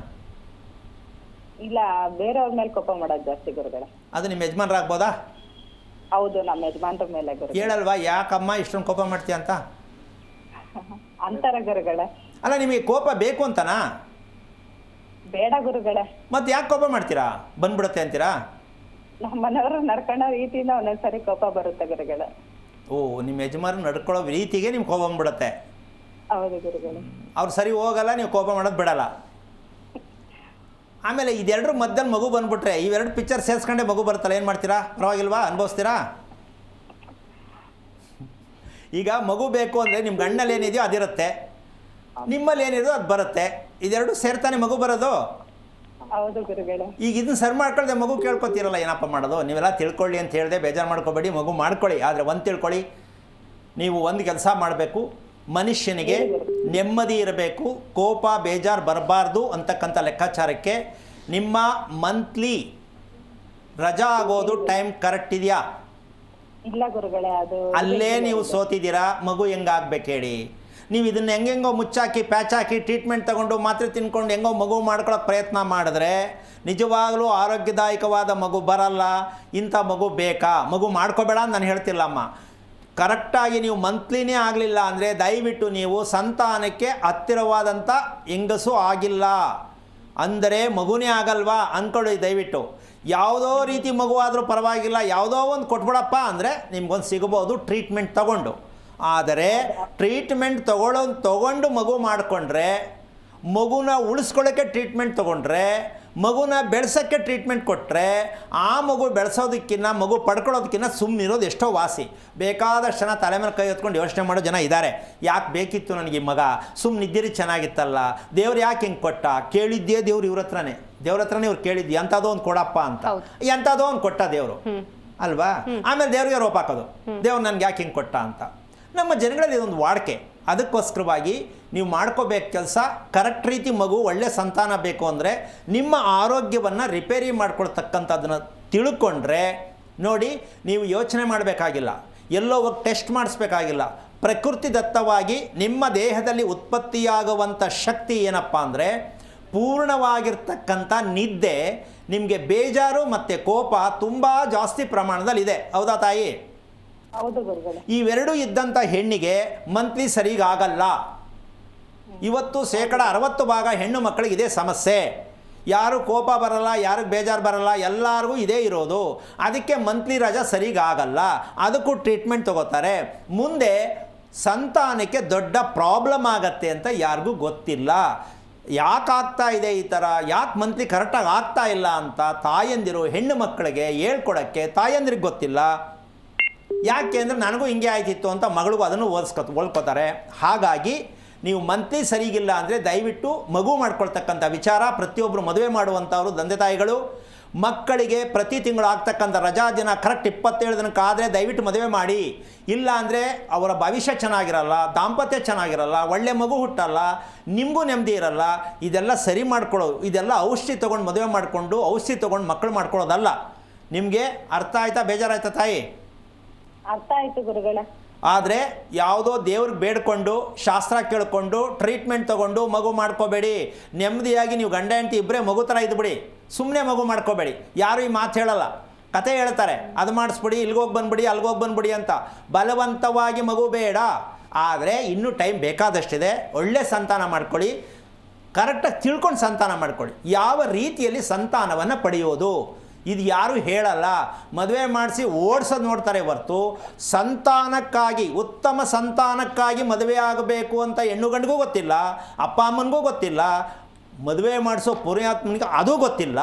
ನಾವು ಹೋಗ್ತಾ ಇರೋ ದಾರಿ ಎಷ್ಟು ಮಟ್ಟಿಗೆ ತಿಳ್ಕೊಳ್ಳಿ. ಒಳ್ಳೆಯದಾಗಲಿ. ಥ್ಯಾಂಕ್ ಯು ರೂಪಾ ಅವರೇ ಕರೆ ಮಾಡಿದ್ದಕ್ಕಾಗಿ. ಗುರುಜಿ, ಇನ್ನೊಬ್ರು ಕಾಲರ್ ಇದ್ದಾರೆ. ದರ್ಶನ್ ಅಂತ ರಾಮನಗರದಿಂದ ಕರೆ ಮಾಡಿದ್ದಾರೆ. ನಮಸ್ಕಾರ ದರ್ಶನ್. ನಮಸ್ತೆ ಮೇಡಮ್. ನಿಮ್ಮ ನಕ್ಷತ್ರ ತಿಳಿಸ್ಕೊಡಿ. ವೃಶ್ಚಿಕ ರಾಶಿ, ಅನುರಾಧ ನಕ್ಷತ್ರ. ಗುರುಜಿ ಇದ್ದಾರೆ, ಮಾತನಾಡಿ. ಹಲೋ ಸರ್ ಹೇಳಿ. ನಮಸ್ತೆ ಸರ್. ಹೇಳಿ, ಏನು ಮಾಡ್ತಿದ್ದೀರಾ? ನಾನು ಈಗ ತಾನೇ ಡ್ಯೂಟಿ ಮುಗಿಸ್ಕೊಂಡು ಬಂದೆ. ನಿಮ್ ಕರೆಗೋಸ್ಕರ ಮಿನಿಮಮ್ ಇಲ್ಲ ಅಂದ್ರೆ 140 ಟೈಮ್ ಕಾಲ್ ಮಾಡಿದೀನಿ. ಒಂದು ಟೈಮು ಕಾಲ್ ಅಟೆಂಡ್ ಆಗಿಲ್ಲ. ಲೆಕ್ಕ ಹಾಕೊಂಡ್ಬಿಟ್ಟಿದ್ರಾ? 140 ಸಲ ಮಾಡಿದ್ದೀನಿ ಅಂತ ಲೆಕ್ಕ ಹಾಕೊಂಡ್ಬಿಟ್ಟಿದ್ರಾ? ಓಕೆ, ಏನು ಓದಿದ್ರ ತಾವು? ಸರ್ ನಾನು BA ಮಾಡಿದ್ದೀನಿ. ಏನಾಗಬೇಕಿತ್ತು ತಮಗೆ?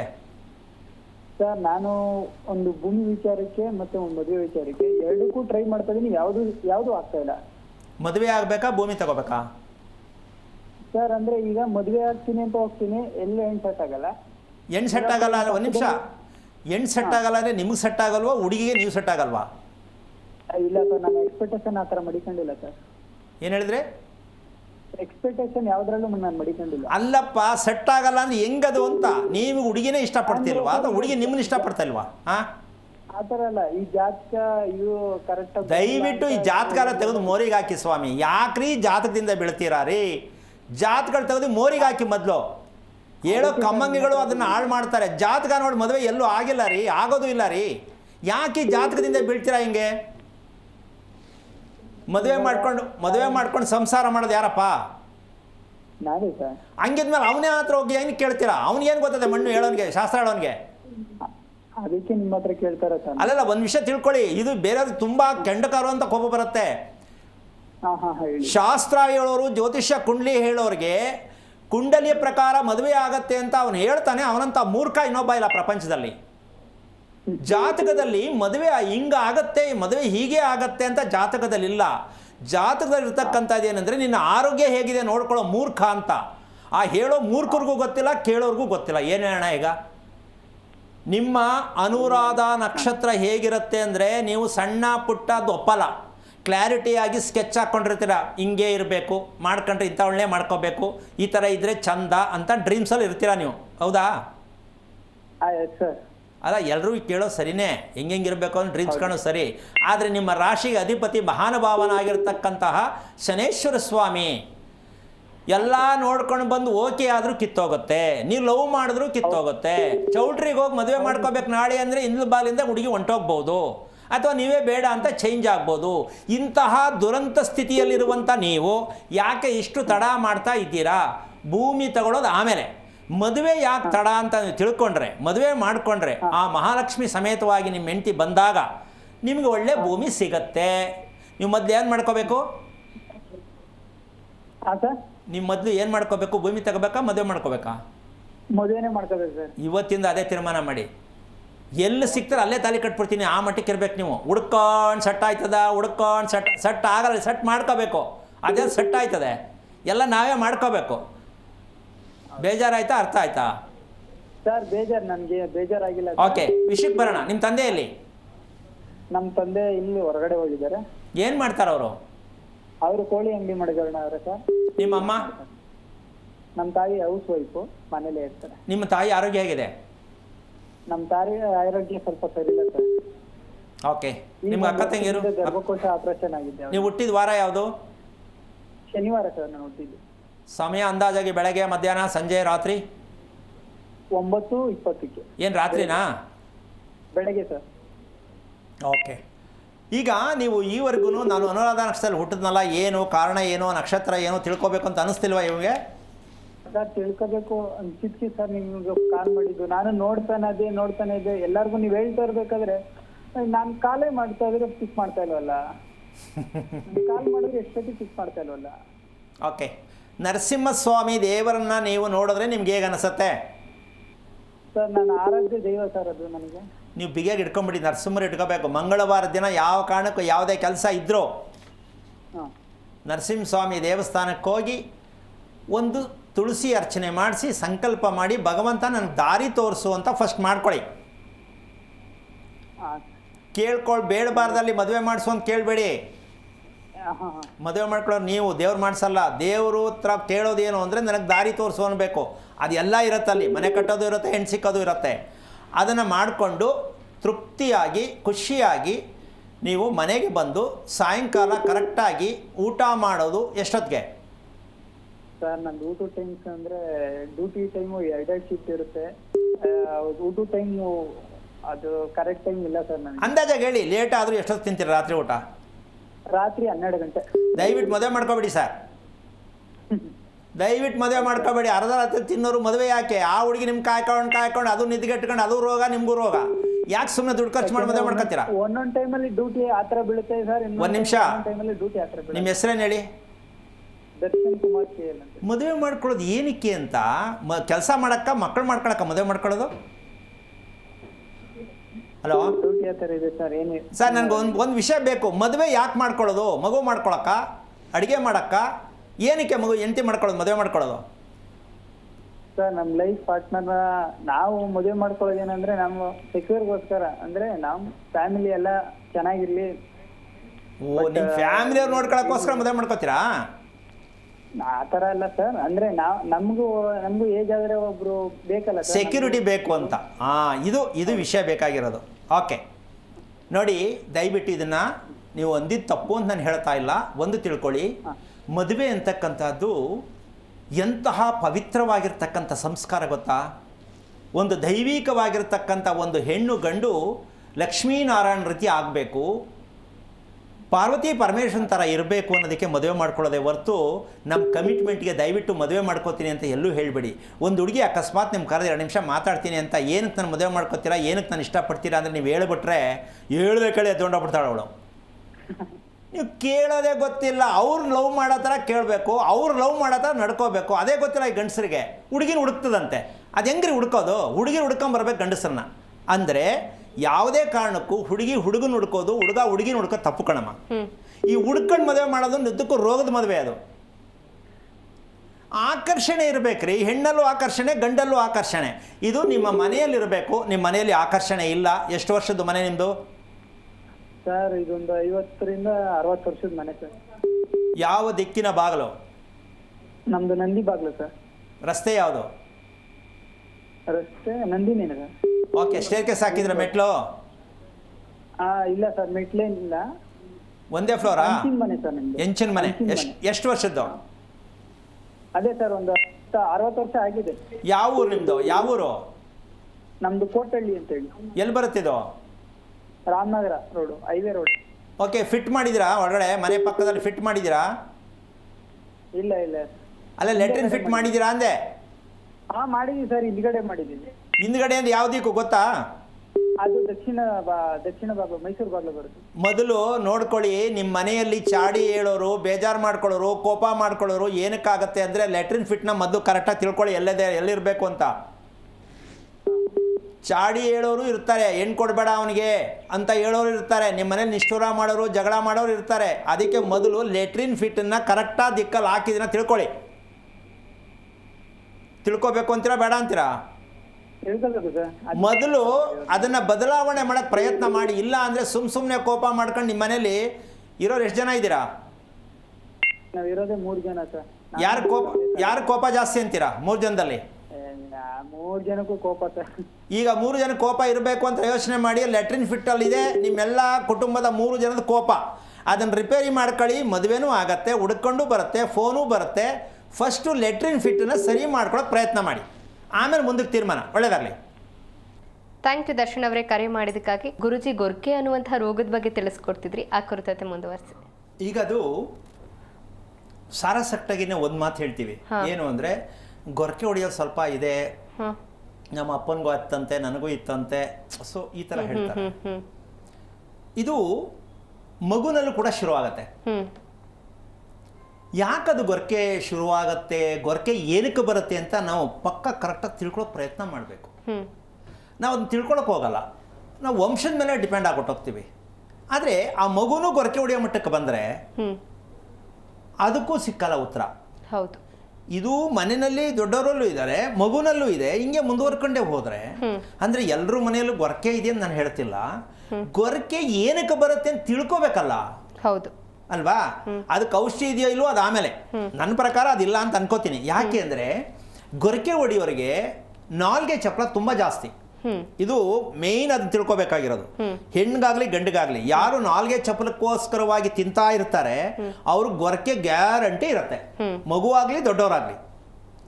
ಈಗ ತಿನ್ನೋ ಅಭ್ಯಾಸನೇ ಅದು, ಅವ್ರಿಗೆ ಅಭ್ಯಾಸನೇ ತಿನ್ನೋದೇ ಅಭ್ಯಾಸ. ಏನು ಹೇಳಿದ್ರು 1 ದಿನ 2 ದಿನ ಕಂಟ್ರೋಲ್ ಮಾಡ್ಬೋದು. ಇದೆಲ್ಲ ಬಿಟ್ಬಿಡಪ್ಪ, ಇದೆಲ್ಲ ಬಿಟ್ಬಿಡಮ್ಮ, ಬೇಕ್ರಿ ಐಟಮ್ ಬೇಡ, ಈ ಥರದ್ದೆಲ್ಲ ಕೆಲವು ಅಡ್ವೈಸ್ ಮಾಡ್ತಾರೆ. ಅದೆಲ್ಲ ನಡೆಯಲ್ಲ. 1 ದಿನ ಬಿಡ್ಬೋದು, 2ನೇ ದಿನ ಅವ್ರಿಗೆ ನೆಮ್ಮದಿನೇ ಬರಲ್ಲ, ಹೋಗಿ ತಿನ್ನಲೇಬೇಕು, ಏನಾರು ತಿನ್ನಬೇಕು. ಕಾರಣ ಅವರಿಗೆ ದೇಹ ಅದನ್ನು ಕೇಳುತ್ತೆ. ಆ ದೇಹ ಅದನ್ನು ಕೇಳಿದಾಗ ಅವ್ನು ಕೊಡಲೇಬೇಕು, ಇಲ್ಲ ಅಂತ ತಡ್ಕೊಳಕ್ಕಾಗಲ್ಲ ಅವ್ರಿಗೆ. ಅವಾಗ ತಿನ್ನಕ್ಕೆ ಪ್ರಯತ್ನ ಮಾಡ್ತಾನೆ. 2ನೇ ವಿಷಯ, ನಾನು ಎಷ್ಟು ತಿಂತಾ ಇದ್ದೀನಿ ಅಂತ ಅರಿವಿರಲ್ಲ. ಗೊರಕೆ ಬರೋರಿಗೆ ನಾನು ಎಷ್ಟು ತಿಂತಾ ಇದ್ದೀನಿ, ಏನು ತಿಂತಾ ಇದ್ದೀನಿ ಅರ್ಥ ಬರಲ್ಲ. ಆಮೇಲೆ ಮೂಡ್ ಚೆನ್ನಾಗಿದ್ರೆ ಚೆನ್ನಾಗಿ ತಿನ್ಬಿಡೋದು, ರುಚಿಯಾಗಿದ್ದರೆ ಅವ್ರು ಖುಷಿ ಆದರೆ ಎಕ್ಕ ತಿನ್ಬಿಡೋದು. 2 ಚಪಾತಿಗೆ 5 ಚಪಾತಿ ತಿನ್ಬಿಡೋದು, 3 ಇಡ್ಲಿ ತಿನ್ನೋರು 6 ತಿನ್ಬಿಡೋದು, ಒಂದೊಂದು ದಿನ 3 ತಿನ್ನೋದು. ಯಾಕೆ ಅಂದರೆ ಅವತ್ತು ಬೇಜಾರು ಅಥವಾ ಟೇಸ್ಟ್ ಇಲ್ಲ ಅಂದರೆ ಅರ್ಧ ಕಮ್ಮಿ, ಟೇಸ್ಟ್ ಜಾಸ್ತಿ ಇದೆ ಖುಷಿ ಇದ್ರೆ ಅರ್ಧ ಜಾಸ್ತಿ. ಈ ರೀತಿ ವೈಪರೀತ್ಯದ ಊಟ, ವೈಪರೀತ್ಯದ ನಿದ್ದೆಯಿಂದ ಗೊರಕೆ ಶಬ್ದಕ್ಕೆ ಕಾರಣ ಆಗತ್ತೆ. ಯಾವಾಗ ಅಂದ್ರೆ ಅವಾಗ ಮಲ್ಕೊಳ್ಳೋದು, ಯಾವಾಗ ಅಂದ್ರೆ ಅವಾಗ ತಿನ್ನೋದು, ತಿನ್ನೋದಕ್ಕೂ ಸಮಯ ಇಲ್ಲ, ಮಲಗೋದಕ್ಕೂ ಸಮಯ ಇಲ್ಲ, ಬೆಳಗ್ಗೆ ಏಳೋದಕ್ಕೂ ಸಮಯ ಇಲ್ಲ. ಸೊ ಸಮಯನೇ ಇಲ್ಲ ಅಂದಾಗ ದೇಹ ತೂಕ ಆಗುತ್ತಾ ಇಲ್ವಾ ಯೋಚನೆ ಮಾಡಿ. ಆಗುತ್ತೆ. ಮೂಗಲ್ಲಿ ಉಸಿರಾಡಬೇಕು ನಿಜಕ್ಕೂ ಇರಬೇಕಾದ್ರೆ. ಆವಾಗ ಗೊರಕೆ ಬಂದಾಗ ಬಾಯಿ ಬಿಡ್ತಾರೆ, ಬಾಯಿ ಬಿಟ್ಟಾಗ ಮೂಗಲ್ಲಿ ಉಸಿರಾಟ ಆಡಲ್ಲ, ಬಾಯಲ್ಲೇ ಆಡ್ತಾರೆ. ಈಗ ಮೆದುಳು ಬೆಳಗ್ಗೆ ಎದ್ದ ತಕ್ಷಣ ಹೆಂಗನ್ಸುತ್ತೆ ಅವ್ರಿಗೆ ಅಂದರೆ, ಏನು ತಿನ್ನಲಿ, ಏನು ಕುಡಿಲಿ, ಏನು ಸೇದ್ಲಿ, ಅರ್ಥ ಆಯ್ತಲ್ಲ? ಏನು ಸೇದಬೇಕು, ಏನು ಕುಡಿಬೇಕು, ಏನು ತಿನ್ನಬೇಕು ಅಂದರೆ ಬರೀ ದುಷ್ಟ ಚಟಕ್ಕೆ ಅವ್ನು ಹೇಳ್ಕೊಂಡು ಹೋಗ್ತಾ ಇರತ್ತೆ. ಹೆಂಗಾರು ಕಂಟ್ರೋಲ್ ಮಾಡಿ ಹೆಂಗಾರು ಒಂಚೂರು ಮಾಡ್ಕೊಂಡ್ಬಿಡ್ಬೇಕು ಅವರು. ಇಲ್ಲ ಮನೇಲಿದ್ರೆ ಎಂಟಿ ಗೋಳು, ಅದ್ ಮಾಡ್ಕೊಡು, ಇದ್ ಮಾಡ್ಕೊಡು, ಚಕ್ಲಿ ಮಾಡು, ನಿಪ್ಪಟ್ಟು ಮಾಡು, ಕರ್ಮ ತಿಂತಾ ಇರಬೇಕು. ಸೊ ಇದೆಲ್ಲ ಏನಕ್ಕೆ ಬರುತ್ತೆ ಅಂದರೆ ಅವ್ರ ದೇಹಕ್ಕೆ ಅದು ಬೇಕು. ಯಾಕೆಂದ್ರೆ ದೇಹ ಬೆಳಿಬೇಕು. ಗೊರಕೆಗೆ ಆಹಾರ ಇದು ಸಪ್ರೇಟ್ ಆಹಾರ ಏನಕ್ಕೆ ಹೋಗುತ್ತೆ, ಗೊರಕೆಗೆ ಹೋಗುತ್ತೆ. ಇವನಿಗೆ ಬೇಕಾಗಿರೋ ಆಹಾರ ತಿಂದಾಗ ಗೊರಕೆ ಬರಲ್ಲ. ಈಗ ಈ ತಿನ್ನೋದ್ರಲ್ಲಿ ಗೊರಕೆ ಬರುತ್ತೆ ಅಂತ ಅವ್ರಿಗೂ ಗೊತ್ತಿಲ್ಲ, ಹೇಳೋರು ಹೇಳಲ್ಲ ಅಂತ ಅನ್ಕೋತಾ ಇದ್ದೀನಿ ನಾನು. ಗುರುಜೊಬ್ರು ಕಾಲರ್ ಇದ್ದಾರೆ, ಮಾತನಾಡ್ಸೋಣ. ಸುಜಾತ ಅಂತ ಬೆಳಗಾವಿಯಿಂದ ಕರೆ ಮಾಡಿದ್ದಾರೆ. ನಮಸ್ಕಾರ ಸುಜಾತ. ನಮಸ್ತೆ ಮ್ಯಾಮ್. ನಿಮ್ ನಕ್ಷತ್ರ ತಿಳಿಸ್ಕೊಡಿ. ಪೂರ್ವಾಷಾಢ ನಕ್ಷತ್ರ. ಗುರುಜಿ ಇದ್ದಾರೆ, ಮಾತನಾಡಿ. ಹಲೋ, ನಮಸ್ತೆ ಗುರುಜಿ. ನಾರಾಯಣ, ಹೇಳಿಮ್ಮ. ಹಾ ಸರ್, ನಾನು ಸುಜಾತ ಅಂತ ಬೆಳಗಾಂದಿಂದ. ಓಕೆ, ಹೇಳಿ, ಏನಾಗಬೇಕು? ಸರ್, ನನ್ ಮ್ಯಾರೇಜ್ ಬಗ್ಗೆ ಕೇಳಬೇಕಿತ್ತು. ಏನು ನಕ್ಷತ್ರ ಹೇಳ್ದಮ್ಮ? ಪೂರ್ವಾಷಾಢ ಸರ್. ಓಕೆ, ಏನು ಓದಿದ್ಯಮ್ಮ? ನಾನು ಟೀಚರ್ ಆಗಿ ವರ್ಕ್ ಮಾಡ್ತಾ ಇದ್ದೀನಿ ಗುರುಜಿ. ಎಷ್ಟು ವಯಸ್ಸು? 2. ಓಕೆ, ಮದುವೆ ಸೆಲೆಕ್ಟೆಡ್ ತುಂಬ ಹುಡುಕ್ತಾ ಇದೆಯಾ ಈ ಥರನೇ ಇರಬೇಕಂತ? ಇವಾಗ ಬೆಳಗಾಂ ಡಿಸ್ಟ್ರಿಕ್ಟ್ ಅಲ್ಲೇ ಇದ್ರೆ ಬೆಟರ್ ಅಂತ ಗುರುಜಿ. ಅಮ್ಮ ನೀನು ಹೇಳ್ತಿರೋದು ಕರೆಕ್ಟಾಗಿ ಕೇಳಿಸ್ತಾ ಇಲ್ಲ ನನಗೆ. ಜೋರಾಗಿ ಮಾತಾಡಿ ಸುಜಾತ ಅವರೇ, ಇಲ್ಲಾಂದ್ರೆ ಕರೆ ಕಟ್ ಆಗುತ್ತೆ. ಜೋರಾಗಿ ಮಾತಾಡಿ. ಹೇಳಿ ಏನೀಗ ಮದುವೆದು ನಿಮ್ದು ನಿರೀಕ್ಷೆ ಏನು? ತುಂಬಾ ನಿರೀಕ್ಷೆ ಇದೆಯಾ ಅಥವಾ ನಿಮ್ಗೆ ಸೂಟ್ ಆಗೋದು ಸಿಗ್ತಾ ಇಲ್ಲ ಅಂತನಾ ಏನು? ಗುರುಜಿ, ನನಗೆ ಸಾಕಷ್ಟು ಪ್ರಪೋಸಲ್ಸ್ ಬರ್ತಾ ಇದೆ. ಗೌರ್ಮೆಂಟ್ ಬರ್ತಾ ಇದೆ, ಬಟ್ ನಾನು ಯಾವ್ದನ್ನ ಚೂಸ್ ಮಾಡ್ಲಿ ಅನ್ನೋದು ನನಗೆ. ಅಂದ್ರೆ ನಿನ್ಗೆ ಇಷ್ಟ ಆಗ್ತಾ ಇಲ್ವಾ? ಇಷ್ಟ ಆಗ್ತಾ ಇಲ್ಲ ಅನ್ನೋದಕ್ಕಿಂತ ನಾನು ವರ್ಕಿಂಗ್ ಪ್ಲೇಸ್ ಅನ್ನೋದು ಒಂದಿದೆ ಗುರುಜಿ. ನೀನು ಊಟ ಮಾಡ್ತಕ್ಕಂತಹ ಲೆಕ್ಕಾಚಾರಕ್ಕೆ ಬಂದರೆ ಸಮಯಕ್ಕೆ ಕರೆಕ್ಟಾಗಿ ಊಟ ಮಾಡ್ತೀಯನಮ್ಮ? ಹಾ, ಇವಾಗ ಒಂದ್ ಸ್ವಲ್ಪ ಹೆಲ್ತ್ ಪ್ರಾಬ್ಲಮ್ ಆಗ್ತಿದೆ ಗುರುಜಿ ನನಗೆ. ಇನ್ನು ಮುಂದಕ್ಕೂ ಅದೇ ಆಗೋದು. ಈಗ ಸ್ವಲ್ಪ ಅಂತಿದೆಯಲ್ವಾ, ಇನ್ನು ಮುಂದಕ್ಕೂ ಅದೇ ಆಗೋದು. ಈಗ ಆಲ್ರೆಡಿ ನಿನಗೆ ಮಂಡಿ ಭಾಗ, ಇಮ್ಮಡಿ ಭಾಗ ಯಾವ್ದು ನೋವು ಬರ್ತಾ ಇದೆ? ನನ್ಗೆ ಇವಾಗ PCOD ಪ್ರಾಬ್ಲಮ್ ಇದೆ ಗುರುಜಿ. ಇದು ಯಾವಾಗ? PCOD. ಓಕೆ, ಇದು ಯಾವಾಗ ಹೇಳಿದ್ರು ಅಂದೆ? Doctor Guruji. Okay, fine. So ಈಗ ನಿನಗೆ ಇದು ಬೇಜಾರಾಗ್ತಾ ಇಲ್ವಾ? ನನಗೆ ಏನು ಮದುವೆ ಆಗಿಲ್ಲ, ಇನ್ನೂ ಏನಿಲ್ಲ, ಈಗಲೇ ಈ ಸಮಸ್ಯೆ ಆಗ್ತಾ ಇದೆಯಾ ಅಂತ ನಿನ್ಗೆ ಬೇಜಾರಾಗಲ್ವೇನಮ್ಮ? ಇದೆ ಗುರುಜಿ, ಬೇಜಾರಿದೆ. ಈಗ ಇದು ರಿಪೇರಿ ಮಾಡ್ಕೋಬೇಕಾ, ಮದುವೆ ಮಾಡ್ಕೋಬೇಕಾ? ರಿಪೇರಿ ಮಾಡ್ಕೋಬೇಕು. ಟ್ರೀಟ್ಮೆಂಟ್ ತಗೊಳ್ತಾ ಇದ್ದೀನಿ ಗುರುಜಿ. ಟ್ರೀಟ್ಮೆಂಟ್ ತಗೊಳ್ಳೋದು, ಯಾವುದು ಟ್ರೀಟ್ಮೆಂಟ್ ತಗೋಬೇಕು ಅಂತ ಫಸ್ಟ್ ತಿಳ್ಕೊ. ಹಾ. ನೀನು ಟ್ರೀಟ್ಮೆಂಟ್ ತಗೋತಾ ಇರೋದು ದೇಹ ಇನ್ನೂ ಒಂದು ಕಡೆ ಡ್ಯಾಮೇಜ್ ಆಗತ್ತೆ. ಹಾ. ಅದು ಔಷಧಿಯ ಹೆಸರೇನು ಗೊತ್ತೇನಮ್ಮ? ಹಾ. ತೊಗೊಂಡಿದ್ದಕ್ಕೆ ಇವತ್ತು ಹೋಗಿರುತ್ತೆ, ಮತ್ತೆ ನಾಳೆ ಬೇರೆದಾಗಿ ಬರುತ್ತೆ. ಅಂದರೆ ಒಂದು ಹೋಯ್ತು ಅಂದರೆ ಮತ್ತೆ ಇನ್ನೊಂದು ವಾಪಸ್ ಬರುತ್ತೆ. ಯಾವುದರಿಂದ? ಮೆಡಿಷನಿಂದ. ನಿನಗೆ ನಿಜವಾದ ಮೆಡಿಷನ್ ಯಾವ್ದು ಬೇಕು ಹೇಳು? ಊಟ ಗೊತ್ತಿಲ್ಲ, ಗೊತ್ತಾಗೋದು ಇಲ್ಲ. ಓದೋದ್ರಲ್ಲಿ ಇದೆಲ್ಲ ಹೇಳ್ಕೊಡಲ್ಲ. ನಿಜವಾದ ಟ್ರೀಟ್ಮೆಂಟು ಊಟ. ನೀನು ಊಟನೇ ಕೆಡಿಸ್ಕೊಂಡಿದ್ಯಾ, ಅಭ್ಯಾಸನೇ ಚೆನ್ನಾಗಿಲ್ಲ, ನೀನು ಟ್ರೀಟ್ಮೆಂಟ್ ತಗೊಂಡು ಹೆಂಗೆ ಸರ್ ಮಾಡ್ಕೋತೀಯಾ? ಇದೇ ಕಣಮ್ಮ ನಮ್ಮ ದೇಶ ಹಾಳಾಗ್ತಾ ಇರೋದು. ಎಲ್ಲದಕ್ಕೂ ಟ್ರೀಟ್ಮೆಂಟ್ ಇರೋದು ನಿಮ್ಮ ಅಡುಗೆ ಮನೇಲೇ ರೀ. ನೀವು ಊಟ ಮಾಡೋ ತಟ್ಟೆಲಿ ಟ್ರೀಟ್ಮೆಂಟ್ ಇರೋದು, ಮೆಡಿಷನಲ್ಲ ಟ್ರೀಟ್ಮೆಂಟ್ ಇರೋದು, ಮೆಡಿಕಲ್ ಸ್ಟೋರಲ್ಲ ಇರೋದು. ಯಾವತ್ತು ಇವೆಲ್ಲ ಏನಕ್ಕಮ್ಮ ಇವೆಲ್ಲ ಇಟ್ಕೊಂಡು ಮದುವೆಗಳೇ ಯಾಕಮ್ಮ ಮಾಡ್ಕೋತೀರಾ? ನಿಜವಾಗ್ಲೂ ಅಮ್ಮ, ನೀನು ಅಂದ್ಕೊಂಡಂಗೆ ಏನೂ ಸಿಗಲ್ಲ. ಯಾಕೆ ಅಂದರೆ ಉಸಿರಾಡದ ವಿಚಾರ, ನಿನಗೆ ಉಸಿರಾಡದ ವಿಚಾರ ಕರೆಕ್ಟಾಗಿದೆ ಅನ್ಸುತ್ತೇನಮ್ಮ? ಉಸಿರಾಟ ಏನು ಅಂದರೆ ಒಂದೊಂದ್ಸಲ ಅಕಸ್ಮಾತ್ ಗ್ಯಾಸ್ಟ್ರಿಕ್ ಥರ ಆಗೈತೆ ಅಂತ ನೀರಿಗೆ ಕುಡ್ಕೊಂಡು ಸಮಾಧಾನ ಮಾಡ್ಕೊಳ್ತಾರ.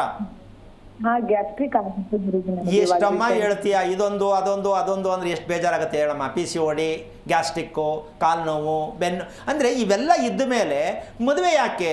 ಮದುವೆ ಮಾಡಿಕೊಂಡ್ರೆ ಸರಿ ಹೋಗುತ್ತೆ ಅಂತ ಕೆಲವು ಶತಮೂರ್ಖರು ಹೇಳ್ತಾರೆ. ಹೆಣ್ಣಿಗೆ ಏನಾದ್ರು ಸ್ವಲ್ಪ ವ್ಯತ್ಯಾಸ ಮದುವೆ ಅಂದ್ರೆ ಸರಿ ಹೋಯ್ತೆ ಬಿಡೋ, ಆ ಗಂಡು ಏನಾದ್ರು ಬೇಜಾರು ಅಂದ್ಕೂತ್ರೆ ಮದುವೆ ಮಾಡ್ಕೊಂಡು ಸರಿ ಹೋಯ್ತದೆ. ಹಿಂಗೆ ಮೂರ್ಖತನ ವಿಚಾರನೇ ಹೇಳೋದು. ಮದುವೆ ಮಾಡ್ಕೊಂಡ್ಬಿಟ್ಟು ಸರಿ ಹೋಗ್ಬಿಡ್ತಂತೆ. ಎಲ್ಲಿ ಸರಿ ಹೋಗುತ್ತೆ? ಸರಿ ಹೋಗಲ್ಲ, ಹಾಳಾಗೋಗುತ್ತೆ. ತಂದೆ ತಾಯಿಗಳು ಲಂಚ ಕೊಟ್ಟು, ದೇವ್ರಿಗೂ ಲಂಚ ಕೊಟ್ಟು, ಪುರೋಹಿತರಿಗೂ ಲಂಚ ಕೊಟ್ಟು ಮದುವೆ ಮಾಡಿಸ್ಬಿಡೋದು. ಅರ್ಕೆ ಕಟ್ಕೊಳ್ಳೋದು ದೇವ್ರ ಹತ್ರ, ಅದು ಲಂಚ. ಪುರೋಹಿತರಿಗೆ ಏನಾದ್ರು ಮಾಡಿಸ್ಬಿಡಿ ಅಂತ, ಅದು ಲಂಚ. ಈ ರೀತಿ ಲಂಚ ಕೊಟ್ಟು ಮಕ್ಕಳನ್ನ ಮದುವೆ ಯಾಕೆ ಮಾಡಬೇಕು ಅಮ್ಮ? ನಿಂಗೆ ಅರ್ಥ ಆಗ್ತಿದೆ, ಬೇಜಾರಾಗ್ತಿದೆ ತಾಯಿ? ಇಲ್ಲ ಗುರುಜಿ, ಹೇಳಿ ಗುರುಜಿ, ನಂಗೆ ಪರಿಹಾರ ಬೇಕಿದೆ, ಅದಕ್ಕೆ ನಿಜವಾಗ್ಲೂ ನೀನು ಇನ್ನೂ 6 ತಿಂಗಳು ಲೇಟ್ ಆಗಲಿ, ನೀನು ಮದುವೆಯನ್ನು ನಿನ್ನ ಮನಸ್ಸಲ್ಲಿ ಇರ್ತಕ್ಕಂಥ ಭಾವನೆಗನುಸಾರವಾಗಿ ನಿನ್ಗೆ ಆಲ್ರೆಡಿ ರಿಸರ್ವ್ಡಲ್ಲಿ ವೆಯ್ಟಿಂಗ್ ಲಿಸ್ಟ್ ಇದೆ, ನೀನು ತಿರುಗಿ ನೋಡಿಲ್ಲ ಆ ಕಡೆಗೆ ಅಷ್ಟೇ. ಹೌದಾ ಗುರುಜಿ? ನಿನ್ನ ಮನಸ್ಸಲ್ಲಿ ಇರ್ತಕ್ಕಂಥ ಭಾವನೆಗನುಸಾರವಾಗಿ ನಿನಗೆ ವೆಯ್ಟ್ ಮಾಡ್ತಾ ಇರತಕ್ಕಂತಹ ಸಂಬಂಧ ಇದ್ದರೂ ನೀನು ಅದನ್ನು ತಿರಸ್ಕಾರ ಮಾಡಿ ಡೌಟಲ್ಲಿ ಹೆಂಗಾಗುತ್ತೋ ಏನೋ ಸರಿನೋ ತಪ್ಪೋ ಅಂದ್ಕೊಂಡು ಹೋಗ್ತಾ ಇದೆಯಾ. ಅರ್ಥ ಆಯ್ತಾ? ಬೇಜಾರಾಯ್ತಾ? ಇಲ್ಲ ಗುರುಜಿ. ಯಾಕೆಂದರೆ ಯಾರೋ ಪರಿಚಯದವ್ರು ಕೇಳ್ತಾರೆ, ಯಾರೋ ಇಷ್ಟವಾದ ಪಟ್ಟು ಮಾಡ್ಕೋತೀನಿ ಮದುವೆನ ಅಂತ ಕೇಳ್ತಾರೆ, ಅಥವಾ ಬೇರೆ ನಿಮ್ಮ ಸಂಬಂಧದಲ್ಲಿ ಕೇಳಿರ್ತಾರೆ. ಇವೆಲ್ಲ ಸೈಡ್ಗೆ ಹಾಕ್ಬಿಡ್ತೀಯ, ಅದೆಲ್ಲ ಬೇಡ, ಹುಡುಗ ಸರಿ ಇಲ್ಲ, ಅದೆಲ್ಲ ಬೇಡ, ಇನ್ನು ಸ್ವಲ್ಪ ಚೆನ್ನಾಗಿರಲಿ. ಈ ಥರದಲ್ಲಿ ನಿನಗೆ ಯಾವುದು ಗೊಂದಲ ಆಯಿತು ಅಂತ ಕೇಳ್ತೀನಿ. ನನಗೆ ನನ್ನ ಜಾಬ್ ಇದೀನಿ ಅಂತ ಅವರು ಏನಾದರೂ ವರ್ಕ್ ಮಾಡಲಿ ಅನ್ನೋದು ಮುಂದಿದೆ ನನಗೆ. ನೋಡಿ, ಇವಾಗ ಬಂದೆ ದಾರಿಗೆ. ನಿನಗೆ ಅನುಸಾರವಾಗಿರ್ತಕ್ಕಂಥ ಹುಡುಗ ಸಿಕ್ಕಬೇಕು ಅಲ್ಲ? ಹೌದು ಗುರು. ಸಿಗಲ್ಲಪ್ಪ, ಬೇಜಾರು ಮಾಡ್ಕೋಬೇಡ, ಬೈಕೊಂಡ್ರು ಪರವಾಗಿಲ್ಲ, ಸಿಗಲ್ಲ. ಯಾಕೆ ಅಂತ ಕೇಳು. ನಿಮ್ಮ ಅಪ್ಪನಿಗೆ ಎಷ್ಟು ಜನ ಅಕ್ಕ ತಂಗಿಯರು? ಒಬ್ರೇ ಗುರುಜಿ. ಎಲ್ಲಿದ್ದಾರೆ ಅಮ್ಮ? ಅವ್ರು ಇರೋದು ಗೋವಾದಲ್ಲಿ ಇರ್ತಾರೆ. ಅವ್ರ ಲೈಫ್ ಸ್ಟೈಲ್ ಹೇಗಿದೆ? ಅವ್ರ ಮದುವೆ ಜೀವನ, ಆರೋಗ್ಯ ಹೇಗಿದೆ? ಅವ್ರದ್ದು ಮಕ್ಕಳಿಲ್ಲ ಗುರುಜಿ, ಅವ್ರಿಗೆ ಬಹಳ ವರ್ಷ. ಈಗ ಸೋದರತ್ತೆಯಲ್ಲಿ ಏನಿರುತ್ತೋ ಅದು ನಿನ್ನಲ್ಲಿ ಬಂದಿರತ್ತೆ. ಈಗ ನಿನ್ಗೆ ಆಲ್ರೆಡಿ ಕಣ್ಣು ಎದುರುಗಡೆ ಸಿಕ್ಕಿದೆ, ಅವ್ರಿಗೆ ಮಕ್ಕಳಾಗಿಲ್ಲ ಅಂದಮೇಲೆ ನಾಳೆ ನಿನ್ನ ಪಿಕ್ಚರ್ ಯಾವುದು? ನಿಂದೊಂದು ಡಿಫ್ರೆಂಟ್ ಪಿಕ್ಚರ್. ಇದಕ್ಕೆ ಮದುವೆ ಬೇಕಾ? ಇದು ತಿಳ್ಕೊಬೇಕಾ ಬೇಡವಾ? ಅಪ್ಪನ ಒಡ ಹುಟ್ಟಿದವರು, ಅಪ್ಪನಿಗೆ ಜನ್ಮ ಕೊಟ್ಟವರು ಯಾವ ಸಮಸ್ಯೆಯಲ್ಲಿರ್ತಾರೆ ಆ ಸಮಸ್ಯೆ ನಿಮ್ಮ ಮೇಲೆ ಅವಲಂಬಿತವಾಗಿರುತ್ತೆ. ಇದು ಶಾಸ್ತ್ರ ಹೇಳೋರು ಹೇಳಲ್ಲ, ಗೊತ್ತಿಲ್ಲ, ಹೇಳೋಕ್ಕಾಗಲ್ಲ. ಇದನ್ನು ತಿಳ್ಕೋಬೇಕು. ಓದಿರೋ ಮಕ್ಕಳು ಫಸ್ಟ್ ತಿಳ್ಕೊಳ್ಳಿ, ಕುಟುಂಬದಲ್ಲಿ ಅಪ್ಪನ ಜೊತೆ ಒಡ ಹುಟ್ಟಿದವರು ಹೇಗಿದ್ದಾರೆ, ಚೆನ್ನಾಗಿಲ್ವಾ? ನಿಮ್ಮದು ಕತೆ ಅಷ್ಟೇ. ತಂದೆ ಜೊತೆ ಒಡ ಹುಟ್ಟಿದವ್ರು ಹೇಗಿದ್ದಾರೆ, ತಾಯಿ ಜೊತೆ ಒಡ ಹುಟ್ಟಿದವ್ರು ಹೇಗಿದ್ದಾರೆ, ದಯವಿಟ್ಟು ಗಮನಿಸಿ. ಶಾಸ್ತ್ರ ಹೇಳೋರಿಗೆ ಇದೆಲ್ಲ ವಿಷಯ ಗೊತ್ತಿಲ್ಲ, ಗೊತ್ತಿದ್ದರೂ ಹೇಳಲ್ಲ. ಕಾರಣ ಹೆಂಗೋ ಮಾಡ್ಕೊಂಡು ಸಾಯ್ರಿ ಆ ಕಡೆಯಿಂದ ಬಿಟ್ಬಿಡ್ತಾರೆ. ಸಾಯ್ರಿ ಅಂತ ಹೇಳಲ್ಲ, ಮಾಡ್ಕೊಂಡು ಹೋಗ್ರಿ ಆ ಕಡೆ ದೇವ್ರ ಮೇಲೆ ಭಾರ ಹಾಕ್ಬಿಟ್ಟು. ಈ ರೀತಿ ಹೇಳ್ತಕ್ಕಂಥ ಅಡ್ಡದಾರಿ ಹಿಡಿಸ್ತಕ್ಕಂಥ ಪುಣ್ಯಾತ್ಮರು ಪ್ರಪಂಚ ತುಂಬ ತುಂಬಿದ್ದಾರೆ. ಇದೆಲ್ಲ ನಂಬಬೇಡಿ. ನೀವೇ ತೀರ್ಮಾನ ಮಾಡಿ, ನಮ್ಮ ಕುಟುಂಬದ ಇತಿಹಾಸ ಚೆನ್ನಾಗಿದೆಯಾ, ಅರ್ಧಂಬರ್ಧ ಮದುವೆ ಆಗಿರೋರು ಎಷ್ಟು ಜನ, ಅರ್ಧಂಬರ್ಧ ಸತ್ತಿರೋರು ಎಷ್ಟು ಜನ, ಇವೆಲ್ಲ ತಿಳ್ಕೊಂಡು ನೀವೇ ಸ್ಟಡಿ ಮಾಡ್ರಮ್ಮ. ಶಿಕ್ಷಣದ ವ್ಯವಸ್ಥೆ ಇದು ಸ್ವಲ್ಪ ಸ್ಟಡಿ ಮಾಡಿ. ಕುಟುಂಬ ಚೆನ್ನಾಗಿದೆಯಾ, ಚೆನ್ನಾಗಿಲ್ಲ, ಸರಿ ಮಾಡ್ಕೊಳ್ಳಿ. ಮದುವೆ ಮಾಡ್ಕೊಳಕ್ಕೆ ಹೋಗಬೇಡಿ. ಅಪ್ಪ ಅಮ್ಮ ಹೇಳಿದ್ರು ಒಪ್ಪಬೇಡಿ, ರಿಪೇರಿ ಮಾಡಿ ಫಸ್ಟ್ ಒಂದು ಇಟ್ಕೊಳ್ಳಿ ಇಬ್ಬರೂ ಅಪ್ಪ ಅಮ್ಮನ. ಮೊದಲು ನಮ್ಮ ಸಮಸ್ಯೆ ಸರಿ ಮಾಡಿ. ಅದಕ್ಕಿಂತ ಹೆಚ್ಚಾಗಿ ಮದುವೆ ಆಗೋರು ಮದುವೆ ಆಗಿರೋ ಅಪ್ಪ ಅಮ್ಮನೇ ನೋಡಿದ್ರೆ ಸಾಕಾಗಿರುತ್ತೆ ನಿಮಗೆ ಸರ್ವಿಸು. ಅವ್ರು ಹೆಂಗೆ ಕಿತ್ತಾಡಿರ್ತಾರೆ, ಅವರೆಷ್ಟು ಅನುಭವಿಸಿರ್ತಾರೆ, ಅದಕ್ಕಿಂತ ನಿಮ್ಗೆ ಕಾಲೇಜ್ ಬೇಕಾ? ಅವ್ರು ಹೇಳಿದ್ರು ನೀವು ಮಾಡ್ಕೊಂಡ್ರಿ ಅಥವಾ ನೀವೇ ಮಾಡ್ಕೊಂಡ್ರಿ, ಎರಡೂ ತಪ್ಪೇ. ನಿಮ್ಮ ಕುಟುಂಬದ ರಹಸ್ಯವನ್ನು ಸರಿಪಡಿಸೋವರೆಗೂ ಮದುವೆಗಳು ಮಾಡ್ಕೋಬಾರ್ದು. ಆಗಲಿಲ್ಲ ಚಿಂತೆ ಇಲ್ಲ, ಹಾಗಂತ ಮದುವೆ ಮಾಡ್ಕೋಬಾರ್ದು ಅಂತ ಹೇಳ್ತಿಲ್ಲ. ಮದುವೆ ಮಾಡಿಕೊಂಡ್ರೆ ಯಾವ ರಸ್ತೆಯಲ್ಲಿ ಹೋಗಬೇಕು, ಏನನ್ನು ತಿಳ್ಕೋಬೇಕು, ನಾವು ಹೇಗೆ ಸಿದ್ಧತೆ ಆಗಬೇಕು. ಅಮ್ಮ, ಜೀವನದಲ್ಲಿ ಕೆಲಸ ಹುಡ್ಕೋದು, ಮದುವೆ ಹುಡ್ಕೋದು, ನೆಮ್ಮದಿ ಹುಡ್ಕೋದು, ನಿದ್ದೆ ಹುಡ್ಕೋದು ಯಾರು ಮಾಡ್ತಾರೆ ಅವರು ಮನುಷ್ಯರಾಗಿಲ್ಲ. ನೀನು ದಯವಿಟ್ಟು ಹೇಳ್ತಾ ಇದ್ದೀನಿ, ನೀನು ತುಂಬ ಸಾಫ್ಟ್ ನೇಚರ್ ಇದೆ, ಪ್ರತಿಯೊಬ್ಬರು ನಿನ್ನ ಇಷ್ಟಪಡುವಂಥ ವ್ಯಕ್ತಿ ಆಗಿದ್ದರೂ ಕೂಡ ನಿನಗೆ ಯಾವುದೂ ಸಿಗ್ತಾ ಇಲ್ಲ. ಇದು ನಿನಗೆ ತುಂಬ ಬೇಜಾರಾಗ್ತಾ ಇದೆ. ಏನು ಹೇಳ್ತೀಯ ತಾಯಿ? ಹಲೋ, ಕೇಳಿಸ್ತಾ ಇದೆಯಮ್ಮ? ಕೇಳಿಸ್ತಾ ಇದೆ ಗುರುಜಿ. ಈಗ ವಿಷಯ ತಿಳ್ಕೊಂಡಿದ್ದ ಖುಷಿ ಆಯ್ತಾ, ಬೇಜಾರಾಯ್ತಾ? ಇಲ್ಲ ಖುಷಿ ಆಗ್ತಿದೆ. ಮೊದಲು ನೀನು ಮಾಡಬೇಕಾದ ಕೆಲಸ ಏನು ಹೇಳು? ಪೂರ್ವಾಷಾಢ ನಕ್ಷತ್ರಕ್ಕೆ ಬಂದ ಕಾರಣ, ನಮ್ಮ ಸೋದರತ್ತೆ ಆಗಿರ್ತಕ್ಕಂಥ ಅನುಭವಿಸ್ತಾ ಇರೋದಕ್ಕೆ ಕಾರಣ, ಇದೆರಡು ಸತ್ಯ ತಿಳ್ಕೊ. ನಿನ್ನ ಮದುವೆ ಅಂತಕ್ಕಂಥದ್ದು, ನಿನ್ನ ಆರೋಗ್ಯ ಅಂತಕ್ಕಂಥದ್ದು ಇಡೀ ನಿಮ್ಮ ಕುಟುಂಬಕ್ಕೆ ಒಂದು ಹೊಸ ದಾರಿ ಸಿಗುತ್ತೆ. ನಿನ್ನ ಮೂಲಕ ನಿಮ್ಮ ಕುಟುಂಬನೂ ಕ್ಲೀನ್ ಮಾಡು, ನಿಮ್ಮ ಅಪ್ಪನ ಮನೆ ಕುಟುಂಬನೂ ಕ್ಲೀನ್ ಮಾಡು, ನಾಳೆ ನಿನ್ನ ಮದುವೆ ಆಗುವಾಗ ಗಂಡನ ಮನೆಯೂ ಕ್ಲೀನ್ ಆಗಲಿ. ಇದೆಲ್ಲ ಕ್ಲೀನ್ ಮಾಡ್ಕೊಳ್ಳೋದು ಕಲ್ತುಬಿಟ್ರೆ ಅಮ್ಮ, ಏನು ಬೇಕು ಜೀವನದಲ್ಲಿ ನಿನ್ನ ಕೈಗೆ ಸಿಕ್ಕತ್ತೆ. ಏನೂ ಮಾಡದೆ, ಏನೂ ತಿಳ್ಕೊಳ್ದೆ, ಬರೀ ಕನ್ಸ್ಕೊಂಡ್ರೆ ಅಮ್ಮ ಬರೀ ನಿರಾಸೆ ಆಗತ್ತೆ. ನೀನು ಯೋಚನೆ ತುಂಬ ಮಾಡ್ತೀಯ. ಊಟ ತುಂಬ ಟೈಮ್ ಸರಿ ಕರೆಕ್ಟಾಗಿ ಮಾಡಲ್ಲ. ಊಟ ಮಾಡುವಾಗಲೂ ಯೋಚನೆ ಮಾಡ್ಕೊಂಡೆ ಊಟ ಮಾಡ್ತೀಯ. ತಪ್ಪಲ್ವೇನಮ್ಮ ಇದು? ಹಾಂ ಗುರುಜಿ. ಇದನ್ನು ಸರಿ ಮಾಡ್ಕೊ. ಟ್ರೀಟ್ಮೆಂಟ್ ತಗೊಳ್ಳೋದಕ್ಕಿಂತ ಮುಂಚೆ ನಿನ್ನ ಊಟದ ಕ್ರಮ ಯಾವುದು, ಸಮಯ ಯಾವುದು, ನಿದ್ದೆ ಕ್ವಾಲಿಟಿ ಹೇಗಿರಬೇಕು, ಇದೆಲ್ಲ ತಿಳ್ಕೊತಾಯಿ. ಟ್ರೀಟ್ಮೆಂಟ್ ನಿನಗೆ ಬೇಕಾಗಿಲ್ಲ, ಮೆಡಿಷನ್ ಅವಶ್ಯಕತೆ ಇಲ್ಲ. ಈಗಲೇ ಮೆಡಿಷನ್ ತೊಗೊಂಡ್ರಿ, ಮಂತ್ಲಿ ಪೀರಿಯಡ್ಸ್ ಪ್ರಾಬ್ಲಮ್ ಬರುತ್ತೆ, ನೆಕ್ಸ್ಟ್ ಮಗು ಆಗಕ್ಕೆ ತಡ ಆಗುತ್ತೆ, ಅಕಸ್ಮಾತ್ ಮಗು ಅಂತ ಹುಟ್ಟಿದ್ರು ಕೂಡ 28 ಸಮಸ್ಯೆ ಹೇಳ್ತಾರೆ, ಆಮೇಲೂ ಅನುಭವಿಸೋದ್ರ ಬದಲು ಈಗಲೇ ಕ್ಲೀನ್ ಮಾಡ್ಕೊಮ್ಮ. ಒಳ್ಳೆಯದಾಗಲಿ. ಥ್ಯಾಂಕ್ ಯು ಸುಜಾತ ಅವರೇ, ಕರೆ ಮಾಡಿದ್ದಕ್ಕಾಗಿ. ಗುರುಜಿನು ಗುರ್ಕೆ ಹೊಡೆಯುವವರು ದುಶ್ಚಟಗಳಿಗೆ ದಾಸರಾಗಿರ್ತಾರೆ ಅಂತ ಹೇಳ್ತಿದ್ರೆ, ಆ ಕುರಿತಂತೆ ತಿಳಿಸಿ. ಈಗ ವಿಷಯಕ್ಕೆ ಸ್ವಲ್ಪ ಅದು ಮುಂದುವರೆದ ಭಾಗ ಬಂದರೆ, ಇಲ್ಲಿ ಮುಖ್ಯವಾಗಿ ನಾವು ಒಂದನ್ನು ಅರ್ಥ ಮಾಡ್ಕೋಬೇಕು. ಏನು? ಮೈಸೂರು ಮಹಾರಾಜರು ಅರಮನೆಯಲ್ಲಿ ನಡೆದಿರ್ತಕ್ಕಂತಹ ಕಾರ್ಯಕ್ರಮಗಳು ಇದೆಲ್ಲವನ್ನು ನೋಡ್ತಾ ಇದ್ದೀವಿ. ತುಂಬ ಚೆನ್ನಾಗಿದೆ. ಹೌದು. ಆದರೆ ಒಂದು ದುಃಖದ ವಿಷಯ ಹೇಳ್ಬೇಕಾಗತ್ತೆ. ಏನಪ್ಪ ಅಂದರೆ, ಅರಮನೆ ಇತಿಹಾಸ ತಗೊಂಡ್ರೆ, ಕುಟುಂಬದ ಅರಮನೆ ರಾಜವಂಶಸ್ಥರ ಇತಿಹಾಸ ತಗೊಂಡ್ರೆ ಬೇಜಾರಾಗತ್ತೆ. ಹೌದಲ್ಲ? ಯಾಕೆ ಅಂದರೆ ನೋಡಿ, ಈಗ ದಸರಾ ಉದ್ಘಾಟನೆಗೆ 28 ಕಿರಿಕಿರಿ ಇದೇನು ಇವತ್ತು ಹೊಸದಲ್ಲ. ಹೌದು. ತಲಾಂತರದಿಂದ ಈ ಕಿರಿಕಿರಿಗೆ ಬಂದೇ ಇರುತ್ತೆ. ಏನಾದರೂ ಒಂದು ರಾಮಾಯಣ ಇರುತ್ತೆ, ಆಯ್ತಾ? ಏನೋ ಒಂದು ನಡೆಯುತ್ತೆ ಕೂಡ. ಇದು ಯಾಕೆ ನಡೀತಾ ಇದೆ ಅಂತ ಇಲ್ಲಿವರೆಗೂ ಯಾರು ಬಾಯ್ ಬಿಟ್ಟು ಹೇಳೋಕ್ಕಾಗಿದೆಯಾ ನಮ್ಮ ದೇಶದಲ್ಲಿ? ಇಡೀ ಪ್ರಪಂಚ ತುಂಬ ಪಾಂಡಿತ್ಯ ಉಳ್ಳವರೇ ಅವರೇ. ಯಾಕೆ ಈ ಕಿರಿಕಿರಿ ಆಗಬೇಕು ರಾಜಮನೆತನಕ್ಕೆ ಅಂತ ಯಾರು ಹುಟ್ಟಿಲ್ವಾ ಭೂಮಿಯಲ್ಲಿ ಹೇಳಕ್ಕೆ ಅಂತ ನಾನು ಹೇಳ್ತೀನಿ. ಕಾರಣ ಏನಕ್ಕೆ ಹೇಳ್ತಾ ಇದ್ದೀನಿ ಅಂದರೆ, ಭೂಮಿಯನ್ನು ನಾವು ಎಲ್ಲಿವರೆಗೂ ಸರಿಯಾದ ರೀತಿಯಲ್ಲಿ ಗುರುತಿಸು ಮಾಡ್ತಕ್ಕಂತಹ ವಿಚಾರ ಹೇಗೆ ಅಂದರೆ, ನಾವು ಭೂಮಿ ಜೊತೆಯಲ್ಲಿ ಹೋಗಬೇಕಾ ಬೇಡವಾ? ಭೂಮಿ ಸುತ್ತುತ್ತಾ ಇದೆ, ನಾವೇನು ಮಾಡ್ತಾ ಇದ್ದೀವಿ? ನಿಂತಿದ್ದೀವಿ. ಹೌದು. ನಾವೇನು ಮಾಡಬೇಕು? ನಾವು ಸುತ್ತಕ್ಕಾಯ್ತದ ಅಂತಾರೆ ಕೆಲವರು, ಅಲ್ವಾ? ನಾವು ಭೂಮಿ ಏನು ಮಾಡ್ತಾ ಇದೆ ಅಂದರೆ ನಾವೇನು ಮಾಡಬೇಕು ಅಂತ ಪ್ರಶ್ನೆ ಹಾಕೋಬೇಕು.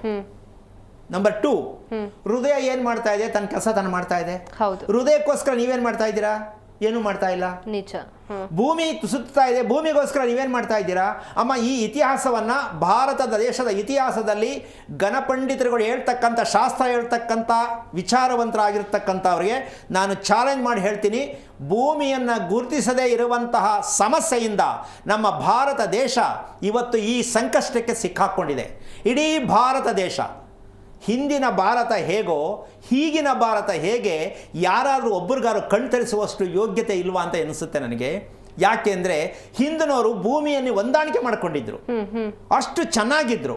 ಇವತ್ತು ಭೂಮಿಯನ್ನು ಬಿಟ್ಟು ಬದುಕ್ತಾ ಇರ್ತಕ್ಕಂತಹ ಆಕಾಶ ತೋರಿಸ್ತಾ ಇರ್ತಕ್ಕಂಥದ್ದು, ಆಕಾಶದಲ್ಲಿ ಹಾರಾಡ್ತಾ ಇರ್ತಕ್ಕಂತಹ ಈ ಒಂದು ಸ್ಥಿತಿನಲ್ಲಿ ನಾವು ಇದ್ದೀವಿ ಅಂತ ಜಂಬ ಕೊಚ್ತಾ ಇದ್ದೀವಲ್ಲ, ಈ ಜಂಬನೇ ನಮ್ಮನ್ನು ಸರ್ವನಾಶಕ್ಕೆ ಕಾರಣ ಆಗುತ್ತೆ. ರಾತ್ರಿ ಮಲ್ಕೊಂಡ್ರೆ ಬೆಳಗ್ಗೆ ಮನೆ ಇರುತ್ತಾ ಗ್ಯಾರಂಟಿ ಇಲ್ಲ, ರಾತ್ರಿ ಮಲ್ಕೊಂಡ್ರೆ ಬೆಳಗ್ಗೆ ನಾನಿರ್ತೀನಿ ಗ್ಯಾರಂಟಿ ಇಲ್ಲ. ಇದೆಲ್ಲವೂ ಭೂಮಿಯನ್ನು ಬಿಟ್ಟಿರ್ತಕ್ಕಂಥ ಕರ್ಮದ ಫಲವೇ. ನಮ್ಮ ಇಡೀ ಭಾರತ ದೇಶ ತುಂಬ ಸಂಕಷ್ಟದಲ್ಲಿ ಸಿಕ್ಕಾಕ್ಕೊಂಡಿದೆ. ಈ ನವರಾತ್ರಿ ವಿಶೇಷ ಏನಕ್ಕೆ ಮಾತು ಹೇಳ್ತಾ ಇದ್ದೀನಿ ಅಂದರೆ, ಒಬ್ಬರಿಗಾದರೂ ಪರಿವೇ ಇದೆಯಾ? ಮನೆ ಕಟ್ಟೋದಕ್ಕಾಗಲಿ, ಭೂಮಿ ತಗೊಳ್ಳೋದಕ್ಕಾಗಲಿ, ಭೂಮಿಯನ್ನು ಬಳಸೋದಕ್ಕಾಗಲಿ, ಮನೆಯನ್ನು ಕಟ್ಟೋ ವಿಚಾರದಲ್ಲಾಗಲಿ ಒಬ್ಬರಿಗಾದ್ರೂ ಪ್ರಜ್ಞೆ ಇದೆಯಾ? ಹೇಳೋರಿಗಾಗಲಿ ಕೇಳೋರಿಗಾಗಲಿ ಇಬ್ಬರಿಗೂ ಸೇರಿಸಿ ಹೇಳ್ತೀನಿ ನಾನು. ಕೇಳೋರಿಗೆ ಗೊತ್ತಿಲ್ಲ, ಹೇಳೋರಿಗೆ ಭೂಮಿ ಬಗ್ಗೆ ಏನು ತಿಳ್ಕೊಂಡಿದ್ದೀರಾ ಅಂತ ಹೇಳಿ ಮನೆ ಕಟ್ಟಿಸೋದಕ್ಕೆ ಆ ಯೋಗ್ಯತೆಯನ್ನು ಅವ್ರು ಪಡ್ಕೊಂಡಿದ್ದಾರಾ? ಇಲ್ಲ. ಹಾಗಿದ್ದ ಮೇಲೆ ಜೀವನದಲ್ಲಿ ನಾವು ಏನು ತಪ್ಪು ಮಾಡಿದ್ದೀವಿ ಅಂತ ಯೋಚನೆ ಮಾಡದೆ ಯಾಕೆ ಮಾತು ಹೇಳ್ತೀನಿ ಅಂದರೆ, ಇವತ್ತು ಪ್ರತಿಯೊಬ್ಬರಿಗೂ ಗೊತ್ತು ರಾಜ ಮನೆತನದಲ್ಲಿ ಹೇಗಿದ್ದ ರಾಜ ಮನೆತನ ಇವತ್ತು ನಮಗೆ ಪ್ರತ್ಯಕ್ಷ ದೇವರು ಅಂದರೆ ಮಹಾರಾಜರು. ಹೌದು. ಇವತ್ತು ಅವರು ವಿಜಯದಶಮಿಯಲ್ಲಿ ಏನಕ್ಕೆ ಹೋಗ್ತಾರೆ, ಬನ್ನಿ ಮರಕ್ಕೆ ಏನಕ್ಕೆ ಹೋಗ್ತಾ ಇದ್ರು, ಅದರ ಇತಿಹಾಸ ಗೊತ್ತಿದೆ, ಏನು ಗೊತ್ತಿಲ್ಲ ಅಂತ ಹೇಳ್ತಿಲ್ಲ. ನಮಗೆ ಭೂಮಿ ಮತ್ತೆ ಹರಿಯೋ ನದಿಯ ನೀರು, ಜನ್ಮ ಕೊಟ್ಟ ತಾಯಿ, ಇವು ಮೂರನ್ನ ನಾವು ಯಾವತ್ತು ಗುರುತಿಸಲ್ವೋ ಅಲ್ಲಿವರೆಗೂ ನಮ್ಮ ಜೀವನದಲ್ಲಿ ನಮಗೆ ನೆಮ್ಮದಿ ಸಿಗಲ್ಲ. ನಾವು ಒಳ್ಳೆಯದಾಗಿ ಬದುಕಕ್ಕಾಗಲ್ಲ. ನಮ್ಗೆ ತಿಳ್ಕೋಬೇಕು ಅನ್ನೋ ಅವಶ್ಯಕತೆನೇ ಇಲ್ಲ. ನಾವು ಭೂಮಿಯನ್ನ ಕೆಡಿಸಿದ್ದೀವಿ, ನದಿಯನ್ನ ಕೆಡಿಸಿದ್ದೀವಿ, ಹೌದಾ? ಈಗ ನಿಮಗೆ ಒಳ್ಳೇದು ಹೆಂಗಾಗತ್ತೆ? ನೀವು ಪೂಜೆ ಮಾಡಿ, ಜೊತೆಗೆ ಒಂದು ದೊಡ್ಡ ವಿಚಾರ, ಭೂಮಿ ಮೇಲೆ ಒಂದು ಹನಿ ರಕ್ತ ಬೀಳಬಾರ್ದು ಅಂತ ಶಕ್ತಿ ದೇವತೆ ತನ್ನ ನಾಲ್ಗೆಯನ್ನು ಒಡ್ಡಿ ಇಟ್ಕೊಂಡಿದ್ದಾಳೆ. ನೋಡಿದ್ರೆ ನಾಲ್ಗೆ ತಗೊಂಡ್ರು ದೇವತೆ. ಯಾಕೆಂದ್ರೆ ಈ ಭೂಮಿ ಮೇಲೆ ರಾಕ್ಷಸರು ಹುಟ್ಟಬಾರ್ದು, ರಾಕ್ಷಸತನ ಮುಂದುವರಿಬಾರ್ದು ಅಂತ ಹೇಳಿ ಒಂದು ಹನಿ ರಕ್ತವನ್ನ ಚೆಲ್ಲದೆ ಇರಲಿ ಅಂತ ಹೇಳಿ ತನ್ನ ನಾಲ್ಗೆಯನ್ನು ಒಡ್ಡಿ ಇಡ್ತಕ್ಕಂಥ ಇತಿಹಾಸ ಇದೆ. ಆದರೆ ನಾವು ನವದುರ್ಗಿಗೆ ಮರಿ ಕತ್ತರಿಸ್ತಾ ಇದ್ದೀವಿ. ಕತ್ತರಿಸಬೇಡಿ ಅಂತ ನಾನು ಹೇಳ್ತಾ ಇಲ್ಲ, ಆದರೂ ನಾವು ಮಾಡ್ತಾ ಇರ್ತಕ್ಕಂಥದ್ದು ನಾವು ತಿನ್ನಕ್ಕೆ, ನಮ್ಮ ನಾಲ್ಗೆ ಚಪಲಕ್ಕಾಗಿ ನಮ್ಮ ಭೂಮಿಯನ್ನು ರಾಕ್ಷಸ ಭೂಮಿಯನ್ನಾಗಿ ಮಾಡಿ ನಾವು ರಾಕ್ಷಸ ಮಕ್ಕಳನ್ನು ಪಡ್ಕೊಂಡು, ನಾವು ರಾಕ್ಷಸರಂತೆ ಗಂಡ ಹೆಂಡತಿ ಒಬ್ಬರ ಮೇಲೊಬ್ಬರು ಬಿದ್ದುಕೊಂಡು ಜೀವನ ಅನ್ನೋದ್ರೆ ಅರ್ಥ ಗೊತ್ತಿದೆಯಾ, ಮೌಲ್ಯ ಗೊತ್ತಿದೆಯಾ? ಸ್ವಲ್ಪ ಯೋಚನೆ ಮಾಡಿ. ವರ್ಷದಲ್ಲಿ ಬರೋ 12 ಹಬ್ಬನೂ ಮಾಡ್ತೀರಾ, ಹಬ್ಬಕ್ಕೆ ಒಂದೂ ರೀಸನ್ ಇಲ್ಲ, ಒಂದಕ್ಕೂ ಅರ್ಥ ಗೊತ್ತಿಲ್ಲ. ಸೊ ಏನು ಬದುಕಿದೆ ಇದರಲ್ಲಿ? ಮಾಡೋ ಪೂಜೆ ತಪ್ಪು, ಮಾಡೋ ಹಬ್ಬ ತಪ್ಪು ಅಂತ ನಾನು ಹೇಳ್ತಿಲ್ಲ, ಮಾಡಿ ತೊಂದರೆ ಇಲ್ಲ, ಮಾಡಬೇಕು. ಯಾಕೆ ಅಂದರೆ ನಮ್ಮ ಭಾರತ ದೇಶದಲ್ಲಿ ಇರ್ತಕ್ಕಂಥ ಇತಿಹಾಸಗಳಿದು. ಯಾವ ಋತುಗಳಲ್ಲಿ, ಯಾವ ತಿಂಗಳುಗಳಲ್ಲಿ ಯಾವುದಕ್ಕೋಸ್ಕರವಾಗಿ ನಾವು ಮಾಡಬೇಕು, ಆ ಮಾಸಗಳಲ್ಲಿ ಬರ್ತಕ್ಕಂಥ ತಿಂಡಿಗಳನ್ನ ಏನು ಮಾಡಬೇಕು, ನಮ್ಮ ದೇಹಕ್ಕೆ ಆರೋಗ್ಯ ಏಕೆ ಬೇಕು, ಇವೆಲ್ಲವೂ ಕೂಡ ಅರ್ಥಗರ್ಭಿತವಾಗಿರ್ತಕ್ಕಂಥ ಸತ್ಯವೇ. ಆದರೆ ನಮ್ಮ ಭೂಮಿಯನ್ನು ನಾವು ಭೂಮಿಯ ಜೊತೆಯಲ್ಲಿ ಹೋಗುವ ವಾಡಿಕೆ ನಾವು ಬಿಟ್ಟಿದ್ದೀವಿ. ಇದೊಂದೇ ವಿಚಾರ. ಭೂಮಿ ಜೊತೆ ನಾವು ಹೋಗಬೇಕು. ಆ ಭೂಮಿ ಜೊತೆ ಹೇಗೆ ಹೋಗಬೇಕು ಅಂತಕ್ಕಂಥ ವಿಚಾರವನ್ನ ತಿಳಿತಾ ನಿಮಗೆ ಗೊತ್ತಾಗ್ತಾ ಹೋಗುತ್ತೆ. ಒಂದು ದಿನಕ್ಕೆ ನಾವು ಹೇಗೆ ಹೋಗಬೇಕು ಅಂತ ನಾನು ಹೇಳಿದ ತಕ್ಷಣ ನಿಮ್ಗೆ ಅರ್ಥ ಆಗಲ್ಲ. ಹಂತವಾಗಿ ಹೇಳ್ತಾ ಹೋಗ್ತೀನಿ. ಭೂಮಿಯ ಸಂಪರ್ಕದಲ್ಲಿ ನೀವು ಸದಾ ಇದ್ದರೆ, ಲವ್ ಮಾಡುವಾಗ ಯಾವಾಗಲೂ ಹುಡುಗನ ಸಂಪರ್ಕ, ಹುಡುಗಿ ಸಂಪರ್ಕದಲ್ಲೇ ಇರ್ತಾರೆ. ಮಲಗಿರಲಿ, ಕೂತಿರಲಿ, ನಿಂತಿರಲಿ. ಯಾಕೆ? ನಾವು ಲವ್ ಅಲ್ಲಿ ಮಿಸ್ ಆಗಬಾರ್ದು ಅಂತ. ಅದೇ ರೀತಿಯಾಗಿ ಯಾಕೆ ಲವ್ ತಂದೆ ಅಂದರೆ ಸ್ವಲ್ಪ ನಗುಲಿ ಅಂತ, ಬರೀ ದುರಂತನೇ ಹೇಳೋದು ಬೇಡ ಅಂತ. ಹಾಗೆ ನಾವು ಭೂಮಿಯನ್ನು ಪ್ರೀತಿಸೋದು ಕಲಿಬೇಕು. ಪ್ರೀತಿಸ್ಬೇಕಾ ಬೇಡಮ್ಮ? ಹೌದು, ಪ್ರೀತಿಸ್ಬೇಕು. ಭೂಮಿಯನ್ನು ಪ್ರೀತಿಸ್ಬೇಕು. ಯಾಕೆ ಅಂದರೆ ಭೂಮಿ ನಮ್ಗೆ ಏನು ಕೊಡಲ್ಲ, ನೀರು ಕೊಡುತ್ತೆ, ಬೆಳೆ ಕೊಡುತ್ತೆ, ತಿನ್ನಕ್ಕೆ ಪ್ರತಿಯೊಂದು ಕೊಡುತ್ತೆ. ಆ ಭೂಮಿಯನ್ನು ಬಿಟ್ಟು ಮಿಕ್ಕದ್ದೆಲ್ಲ ಮಾಡ್ತಾ ಇದ್ದೀವಲ್ಲ ನಾವು, ಯಾರ ಹತ್ರ ಹೇಳ್ಕೊಡೋದು, ಯಾರು ಇದಕ್ಕೆ ಮಾಹಿತಿ ಕೊಡೋರು? ಅವ್ರು ಇಲ್ವಲ್ಲ ಅಂತ ನಾನೇ ದಿನಕ್ಕೆ ಒಂದು 10 ಸಲ ಯೋಚನೆ ಮಾಡ್ತೀನಿ. ಟಿ ವಿ ನೋಡಬೇಕಾದ್ರೆ ಈ ಪ್ರಪಂಚ ಯಾವ ಮಟ್ಟಕ್ಕೆ ಹೋಗ್ತಾ ಇದೆ, ಎಷ್ಟು ಪಾತಾಳ ಕಚ್ತಾ ಇದೆ. ಇದಕ್ಕೆಲ್ಲ ಕಾರಣ ಏನು ಅಂದರೆ ಭೂಮಿಯನ್ನು ನಾವು ತುಳಿದು ಹೆಂಗೆ ಬೇಕು ಹಂಗೆಲ್ಲ ಬಳಸ್ಕೊತಾ ಇದ್ದೀವಿ. ನಮ್ಮ ಅನುಕೂಲಕ್ಕೆ ಭೂಮಿಯನ್ನು ಬಳಸ್ತಾ ಇದ್ದೀವಿ. ಇದನ್ನು ಬಿಡೋದೇ ಆದರೆ ನಮಗೆ ಶಾಪದಿಂದ ಮುಕ್ತಿ ಆಗತ್ತೆ. ಮದುವೆಗಳಲ್ಲಿ ಸಮಸ್ಯೆ, ಸಂತಾನದಲ್ಲಿ ಸಮಸ್ಯೆ, ಆರೋಗ್ಯದಲ್ಲಿ ಸಮಸ್ಯೆ, ಎಲ್ಲವೂ ಸಮಸ್ಯೆ. ಯಾಕೆ? ಈ ಒಂದು ಪ್ರಶ್ನೆ ಹಾಕ್ಕೊಳ್ಳೋಕೆ ಸಾಕು. ಸಮಸ್ಯೆ ಮನುಷ್ಯನಿಗೆ ಯಾಕೆ ಬರ್ತಾ ಇದೆ? ಭಗವಂತ ಒಬ್ಬರಿಗೆ ನೋಡಿ ಅವ್ರಿಗೆ ಇಂಥ ರೋಗ ಕೊಡು ಅಂತ ಬರೆದು ಕಳಿಸಿಲ್ಲ. ಎಲ್ಲರನ್ನೂ ಆರೋಗ್ಯವಂತರನ್ನಾಗೇ ಮಾಡ್ತಕ್ಕಂತಹ ಒಂದು ಸಂದೇಶ ಭಗವಂತನ ನಿಯಮ ಇರೋದು. ಯಾಕೆ ಈ ರೋಗ ಸಂತತಿ ನಮಗೆ ಸಿಗ್ತಾ ಇದೆ, ಬರ್ತಾ ಇದೆ ಅಂದರೆ ನಾವು ರೋಗಿಷ್ಠರಾಗಿದ್ದೀವಿ, ರೋಗ ಸಂತತಿನೇ ಬರೋದು. ನಮಗೂ ಅರ್ಥ ಆಗಿಲ್ಲ, ಒಳ್ಳೆಯ ಸಂತಾನ ಪಡೆಯೋಕ್ಕೂ ಅರ್ಥ ಆಗಿಲ್ಲ. ಇನ್ನು ನೀವು ಹೇಗೆ ಬದುಕಕ್ಕೆ ಸಾಧ್ಯ ಆಗತ್ತೆ? ಅದಕ್ಕೋಸ್ಕರವಾಗಿ ಭೂಮಿಯನ್ನು ನಾವು ಎಷ್ಟರ ಮಟ್ಟಕ್ಕೆ ಬಳಸ್ತಕ್ಕಂಥ ಒಂದು ವಿಚಾರಕ್ಕೆ ಒಂದು ಸಣ್ಣ ಒಂದು ಚಿತ್ರ ತೋರಿಸ್ಬೋಣ. ಈ ಗುರುತಾರ ತಿಳ್ಕೊಂಡ ಮೇಲೆ ಸ್ವಲ್ಪ ಅರ್ಥ ಆಗಲಿ ಅಂತ ಅನ್ಕೋಬಹುದು. ಇಷ್ಟೆಲ್ಲ ಹೇಳಿದ ಮೇಲೆ ರಾಜಮನೆತನಕ್ಕೂ ಸಂಬಂಧಪಟ್ಟಂಥ ಭೂಮಿಯಲ್ಲೇ ಇರತಕ್ಕಂಥ ಒಂದು ಸಮಸ್ಯೆ, ಇದನ್ನು ಯಾವ ಪುಣ್ಯಾತ್ಮ ಯಾವತ್ತು ಭೇದಿಸ್ತಾನೋ ಇದು ಸಣ್ಣ ಉದಾಹರಣೆನ ತಿಳ್ಕೊಬೇಕಾಗತ್ತೆ. ಇಲ್ಲಿ ಒಂದು ಭೂಮಿಯ ಚಿತ್ರ, ಇದು ಇವತ್ತಿನ ಇಂಜಿನಿಯರ್ಸ್ ಆಗ್ತಾ ಇರತಕ್ಕಂಥ ಒಂದು ಚಿತ್ರಣ. ಎಲ್ಲ ಇಂಜಿನಿಯರ್ಸು ಹಾಕ್ತಾರೆ. ಇದನ್ನು ಸ್ವಲ್ಪ ಗಮನಿಸ್ಕೋಬೇಕು. ಅಲ್ಲಿ ಆ ಚಿತ್ರದಲ್ಲಿ ಇರ್ತಕ್ಕಂಥದ್ದು ಈ ಕಡೆ ಎಡಗಡೆ ಚಿತ್ರದಲ್ಲಿ ಇರ್ತಕ್ಕಂಥದ್ದು ಆ ರೀತಿಯಾಗಿ ಪ್ಲಸ್ ಮಾರ್ಕು ಈ ಚಿತ್ರದೊಳಗಡೆ ಸಿಗುತ್ತಾ ನೋಡಿ? ಯಾವ ಕಾರಣಕ್ಕೂ ಇಲ್ಲ. ಭೂಮಿಯನ್ನು ಗುರುತಿಸ್ತಕ್ಕಂಥದ್ದು ಇವತ್ತು ದುರ್ಗಿ ಅಂತಕ್ಕಂಥದ್ದು, ದುರ್ಗಾ ಸಪ್ತಸತಿ ಪಾರಾಯಣ ಮಾಡಬೇಕು, ಒಳ್ಳೆಯದು ದುರ್ಗಿಗೆ ಅಂತ ಹೇಳ್ತಾರೆ. ಈ ಸಪ್ತಸತಿ ಪಾರಾಯಣ ಮಾಡಬೇಕಾದ್ರೆ ಮನೆಯ ಮಧ್ಯಭಾಗ ಇದೆಯಲ್ಲ ಅಲ್ಲಿ ವೃತ್ತಾಕಾರ, ಅದು ಆ ಬ್ರಹ್ಮಸ್ಥಾನದಲ್ಲಿ ಯಾವುದೇ ಪೂಜೆ ಪುನಸ್ಕಾರಗಳನ್ನು ಮಾಡಬೇಕು ಅಂತಕ್ಕಂಥ ಸತ್ಯ ನಮ್ಮ ಪೂರ್ವಿಕರಲ್ಲಿ ಇತ್ತು. ಇವತ್ತು ನಾವು ವೈಜ್ಞಾನಿಕವಾಗಿ ಏನೋ ಕೊಲ್ತುಬಿಟ್ಟಿದ್ದೀವಿ ಅಂತೇಳಿ ಆ ಚಿತ್ರದಲ್ಲಿ ನೋಡಮ್ಮ, ಏನಾದ್ರು ಒಂದು ಕರ ತಲೆ ಇದೆಯಾ ಬುಡ ಇದೆಯಾ, ಆ ಕಡೆ ಎಲ್ಲೋ ಒಂದು ಕಿಟಕಿ, ಈ ಕಡೆ ಎಲ್ಲೋ ಒಂದು ರೂಮು, ಈ ಕಡೆ ಯಾವುದೋ ಒಂದು ಎಂಟ್ರೆನ್ಸು, ಇದು ಸೈನ್ಸು. ಇವತ್ತಿನ ಇಂಜಿನಿಯರ್ ಕೊಡ್ತಾ ಇರ್ತಕ್ಕಂಥ ಗಿಫ್ಟ್ ಇದು. 500 ರೂಪಾಯಿ ಕೊಟ್ಟು ಒಂದು ಪ್ಲ್ಯಾನ್ ಹಾಕ್ಕೊಟ್ಬಿಡ್ತಾರೆ, ಯಾವ ಕಡೆಗಾರು ತಿರ್ಕೊಂಡಿರಲಿ. ಈಗ ಈ ರೀತಿ ಮನೆಗಳು ಕಟ್ಟೋದ ಮೇಲೆ ನಿಮಗೆ ಎಲ್ಲಿಂದ ಶಾಸ್ತ್ರ ಬರುತ್ತೆ? ಪೂರ್ವಕ್ಕೆ ಬಾಗಿಲಿದ್ರೆ ಒಳ್ಳೆಯದು, ಉತ್ತರಕ್ಕೆ ಬಾಗಿಲಿದ್ರೆ ಒಳ್ಳೆಯದು, ಪೂರ್ವಕ್ಕೆ ರಸ್ತೆ ಇದ್ದರೆ ಒಳ್ಳೆಯದು. ಈ ಕೆಟ್ಟ ಸಂಪ್ರದಾಯವನ್ನು ತಿಳ್ಕೊಂಡು ಜನಗಳು ಅದೇ ಥರ ತಿಳ್ಕೊಂಡಿದ್ದಾರೆ. ಸಿಕ್ಕದ ಕಡೆ ಮ್ಯಾಗ್ಝಿನ್ಗಳು ಓದ್ಕೊಳ್ಳೋದು, ಯಾರೋ ಹೇಳೋದನ್ನು ಕೇಳ್ಕೊಳ್ಳೋದು, ಇನ್ನೊಬ್ಬರು ಕಾಪಿ ಮಾಡೋದು. ಸ್ವಯಾರ್ಜಿತವಾಗಿ ವಿದ್ಯೆಯನ್ನು ಕಲ್ತಿರೋರು ಯಾರೂ ಇಲ್ಲ. ಹೇಳೋರಿಂದ ಸೇರಿಸ್ಕೊಂಡು ಹೇಳ್ತಾ ಇದ್ದೀನಿ ನಾನು. ಯಾಕೆಂದರೆ ವಾಸ್ತು ಅನ್ನೋ ಹೆಸರು ನಮ್ಮ ಸಂತೋಷಕ್ಕಷ್ಟೇ ಹೇಳ್ಕೊಬೇಕದನ್ನ. ವಾಸ್ತು ಅಂತ ಹೇಳ್ತಾರಲ್ಲ, ನಮ್ಮ ಮನಸ್ಸಿನ ಸಂತೋಷಕ್ಕಷ್ಟೇ ವಾಸ್ತು. ವಾಸ್ತುವಿನ ನಿಜವಾದ ಸತ್ಯ ನಮ್ಗೆ ಅರ್ಥ ಆಗಿಲ್ಲ, ಆಗೋದು ಇಲ್ಲ, ತಿಳ್ಕೊಳ್ಳೋಕ್ಕೂ ಆಗಲ್ಲ, ಹೇಳೋರು ಮೊದಲೇ ಇಲ್ಲ. ಇದಕ್ಕೆ ಸಣ್ಣ ಉದಾಹರಣೆ ಕೊಡ್ತಾ ಇರ್ತಕ್ಕಂಥದ್ದು, ಅಲ್ಲಿ ಇರ್ತಕ್ಕಂಥ ಚಿತ್ರ ಏನು? ಅಗ್ನಿ ಮೂಲೆಗೆ ಅಡಿಗೆ ಮನೆ ಇರಬೇಕು, ಓಕೆ. ಈಶಾನ್ಯದಲ್ಲಿ ಪೂಜಾ ಇರಬೇಕು, ಓಕೆ. ನೈಋತ್ಯದಲ್ಲಿ ಮಾಸ್ಟರ್ ಬೆಡ್ರೂಮ್ ಇರಬೇಕು, ಓಕೆ. ಎಲ್ಲ ವಾಸ್ತು ಪ್ರಕಾರ ಇದೆಯಲ್ವಾ ಅಂತ ಹೇಳುವಂಥವ್ರಿಗೆ ಈ ಪ್ಲ್ಯಾನ್ ಮಾಡಿರ್ತಕ್ಕಂತಹ ಇಂಥ ಪ್ಲ್ಯಾನು ನಮ್ಮ ಪ್ರಪಂಚದ ಇತಿಹಾಸದಲ್ಲಿ ಕೋಟಿ ಕೋಟಿ ಪುಸ್ತಕಗಳನ್ನ ರೆಡಿ ಮಾಡಿಬಿಟ್ಟಿದ್ದಾರೆ. ಇದನ್ನ ನೋಡ್ಕೊಂಡು ಮನೆ ಕಟ್ಕೊಳ್ಳಿ ಅಂತ. ಈ ಬುದ್ಧಿವಂತರುಗಳು ದುಡ್ಡು ಕೊಟ್ಟು ತಗೊಂಡ್ಬಿಟ್ಟು ಈ ಹಾಕಿರೋ ಸರಿಗಿರುತ್ತೆ ಅಂತ ಹೇಳ್ಬಿಟ್ಟು ಮನೆ ಕಟ್ಕೊಂಡ್ಬಿಡೋದು.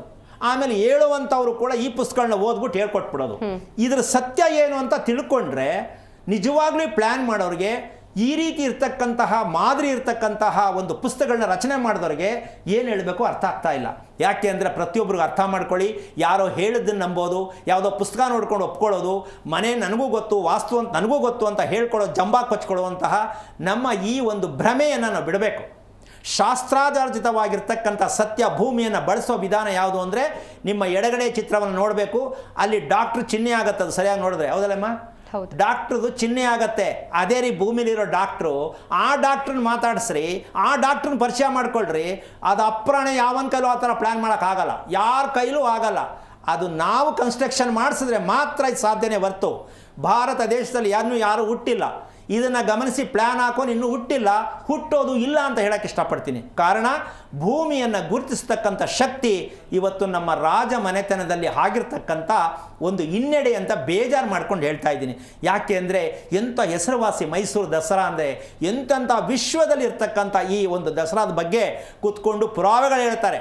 ಅಷ್ಟು ವರ್ಷದಿಂದ ನಡ್ಕೊಂಬತ್ತು ಇಷ್ಟು. ನಾನು ಅದನ್ನೇ ನೋಡ್ತೀನಿ, ಬರೀ ಕತೆ ಹೇಳ್ತಿರ್ರಿ, ಅವರಿಗೆ ಊಟ ಕೊಡಿ ಹೊಟ್ಟೆ ತುಂಬ. ಇವತ್ತು ಯಾವ ಕೆಲಸ ಮಾಡಬೇಕಾದ್ರೂ ಕೋರ್ಟಲ್ಲಿದೆ, ಅದು ಏನು ಕೇಳಬೇಕಾದ್ರೂ ಕೋರ್ಟಲ್ಲೋ ಕೇಳಬೇಕು ಬಾಬಾ. ಇದಾ ನಮ್ಮ ದೇಶಕ್ಕಾಗಿರ್ತಕ್ಕಂಥ ಒಂದು ದೊಡ್ಡ ದರಿದ್ರ ಜೀವನ ಆಗಿದೆ. ಯಾಕೆ ಅಂದರೆ ರಾಜ ಮನೆತನವನ್ನು ಯಾವ ಕಾರಣಕ್ಕೂ ನೋಯಿಸಬಾರ್ದು ಅಂದರೆ ಅದಕ್ಕೆ ಮಾಹಿತಿ ಯಾರು ಕೊಡ್ತಿಲ್ಲ, ನೋಯಿಸೋದ್ರಲ್ಲಿ ಏನು ತಪ್ಪಾಗಿದೆ ಹೇಳ್ತಿಲ್ಲ. ಇದು ನಾವು ಆಗಿರ್ತಕ್ಕಂಥ ಹಿನ್ನಡೆ.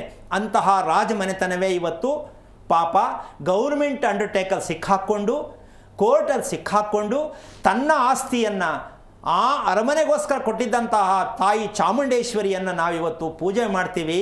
ಆ ದೇವಿ ಕೊಟ್ಟಿರ್ತಕ್ಕಂಥ ಒಂದು ಗಿಫ್ಟು ಮಹಾರಾಜರಿಗೆ. ಅಂಥ ಆಸ್ತಿಯನ್ನು ಎಷ್ಟೋ ಜನ ಕಬಳಿಸಿರೋರು, ಅದು ಕಬಳಿಸೋಕ್ಕೆ ಪ್ರಯತ್ನ ಮಾಡೋರೆಲ್ಲ ಸರ್ವನಾಶ ಆಗಿರ್ತಕ್ಕಂಥದ್ದು ಕೂಡ ಇತಿಹಾಸ ಇದೆ. ಅದಕ್ಕೋಸ್ಕರವಾಗಿ ತಾಯಿ ಚಾಮುಂಡೇಶ್ವರಿ ಮತ್ತು ಮೈಸೂರು ಮಹಾರಾಜರ ಅರಮನೆ ಅಂತಕ್ಕಂಥದ್ದನ್ನು ನಾವು ಆದಷ್ಟು ಮಟ್ಟಿಗೆ ಉಳಿಸ್ಕೊಳ್ಳೋದಕ್ಕೆ ಒಂದು ಪ್ರಯತ್ನ ಮಾಡಬೇಕು. ಇದು ನಮಗೆ ಒಂದು ಏಳಿಗೆ ಕೊಡ್ತಕ್ಕಂಥ ಒಂದು ಸತ್ಯಾಂಶ ಆಗುತ್ತೆ. ಹಾಗಂತ ನಾಳೆ ಬೆಳಗ್ಗೆಲ್ಲ ಮಾಡೋಕ್ಕಾಗಲ್ಲ. ಕಾರಣ ಅಂಥವರೇ ಆ ರೀತಿ ಆಗಿರಬೇಕಾದ ಅಂದರೆ ಯಾವ ರೀತಿ ಆಗಿದ್ದಾರೆ ಅಂದರೆ ಏನಂದರೆ, ಪಾಪ ಸಿಕ್ಕಾಕ್ಕೊಂಡಿದ್ದಾರೆ. ಇನ್ನು ನಾವೇನಾಗ್ಬೋದು ಸ್ವಲ್ಪ ಯೋಚನೆ ಮಾಡಿ. ಒಂದು ಚಿಕ್ಕ ಪುಟ್ಟ ಭೂಮಿ ಇಟ್ಕೊಂಡಿರೋರು ನಾವೇನಾಗಬೇಕು? ಅವರು ಲಕ್ಷ ಕೋಟಿ ಎಕರೆ ಜಮೀನುಗಳು ಇಟ್ಕೊಂಡು ಪಾಪ ಯಾವುದಿದೆ ಅವರ ಅಧೀನದಲ್ಲಿ? ಯಾವುದೂ ಇಲ್ಲ. ಹಾಗೆ ಲೆಕ್ಕ ಹಾಕ್ಕೊಳ್ಳಿ, ಇದನ್ನು ಕರ್ಮ ಅಂತೀರಾ ಏನು ಅಂತ ನೀವೇ ಯೋಚನೆ ಮಾಡಿ. ಯಾಕೆ ಅಂದರೆ ಇವೆಲ್ಲವೂ ಕೂಡ ಮನಸ್ಸಿಗೆ ತುಂಬ ನೋವು ಕೊಡ್ತಕ್ಕಂಥದ್ದು. ಮಹಾರಾಜರು ಅಂದರೆ ಪ್ರತ್ಯಕ್ಷ ದೈವ ಅಂತ ಹಿಂದಿನವ್ರು ಹೇಳ್ತಾ ಇದ್ರು. ದೇವರು ಮಾತಾಡಲ್ಲ ರೀ, ಮಹಾರಾಜರು ಮಾತಾಡ್ತಾರೆ. ಅದಕ್ಕೋಸ್ಕರವಾಗಿ ಬನ್ನಿ ವೃಕ್ಷ ಕಡಿತಕ್ಕಂಥದ್ದು ವರ್ಷಕ್ಕೊಂದ್ಸಲ ವಿಜಯದಶಮಿ ಏನಕ್ಕೆ ಆಗ್ತದೆ ಅಂತಕ್ಕಂಥ ವಿಚಾರ ಈಗ ಸಮಯ ಇಲ್ಲ. ಸಮಯ ಬಂದಾಗ ಇದನ್ನೆಲ್ಲ ಬೇಕಾಶನ ಹೇಳ್ತಿರ್ತಾರೆ. ಆದರೂ ನಾವು ಇದಕ್ಕೆ ಸಂಬಂಧಪಟ್ಟಂತೆ ಹೇಳೋಣ ಅಂತ ಹೇಳ್ತಾ ಕಾರ್ಯಕ್ರಮ ಮುಗಿಸ್ತಾ ಇದ್ದೀನಿ. ಜೈ ಶ್ರೀರಾಮ್. ಓಕೆ ಗುರುಜಿ, ಇವತ್ತಿನ ಕಾರ್ಯಕ್ರಮದಲ್ಲಿ ಭಾಗಿಯಾಗಿ ಸಾಕಷ್ಟು ಮಾಹಿತಿಯನ್ನು ತಿಳಿಸ್ಕೊಟ್ಟಿದ್ದೀರಾ, ಧನ್ಯವಾದಗಳು.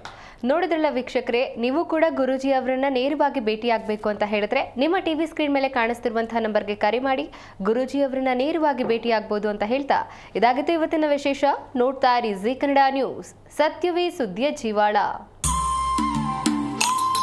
ಹೆಚ್ಚಿನ ಮಾಹಿತಿಗಾಗಿ ಸಂಪರ್ಕಿಸಿ ಶ್ರೀಮಾನ್ ಶ್ರೀ ಪುರುಷೋತ್ತಮ್ ದೇಶಿ ಗುರೂಜಿ, ಶ್ರೀ ಧರ್ಮ ಮಾರ್ಗ ಕಚೇರಿ 532, ಮಲತಹಳ್ಳಿ ಮುಖ್ಯ ರಸ್ತೆ, ಬೆಂಗಳೂರು 560056. ದೂರವಾಣಿ ಸಂಖ್ಯೆ 9148639933 ಅಥವಾ 8618915231 ಅಥವಾ 9108258834.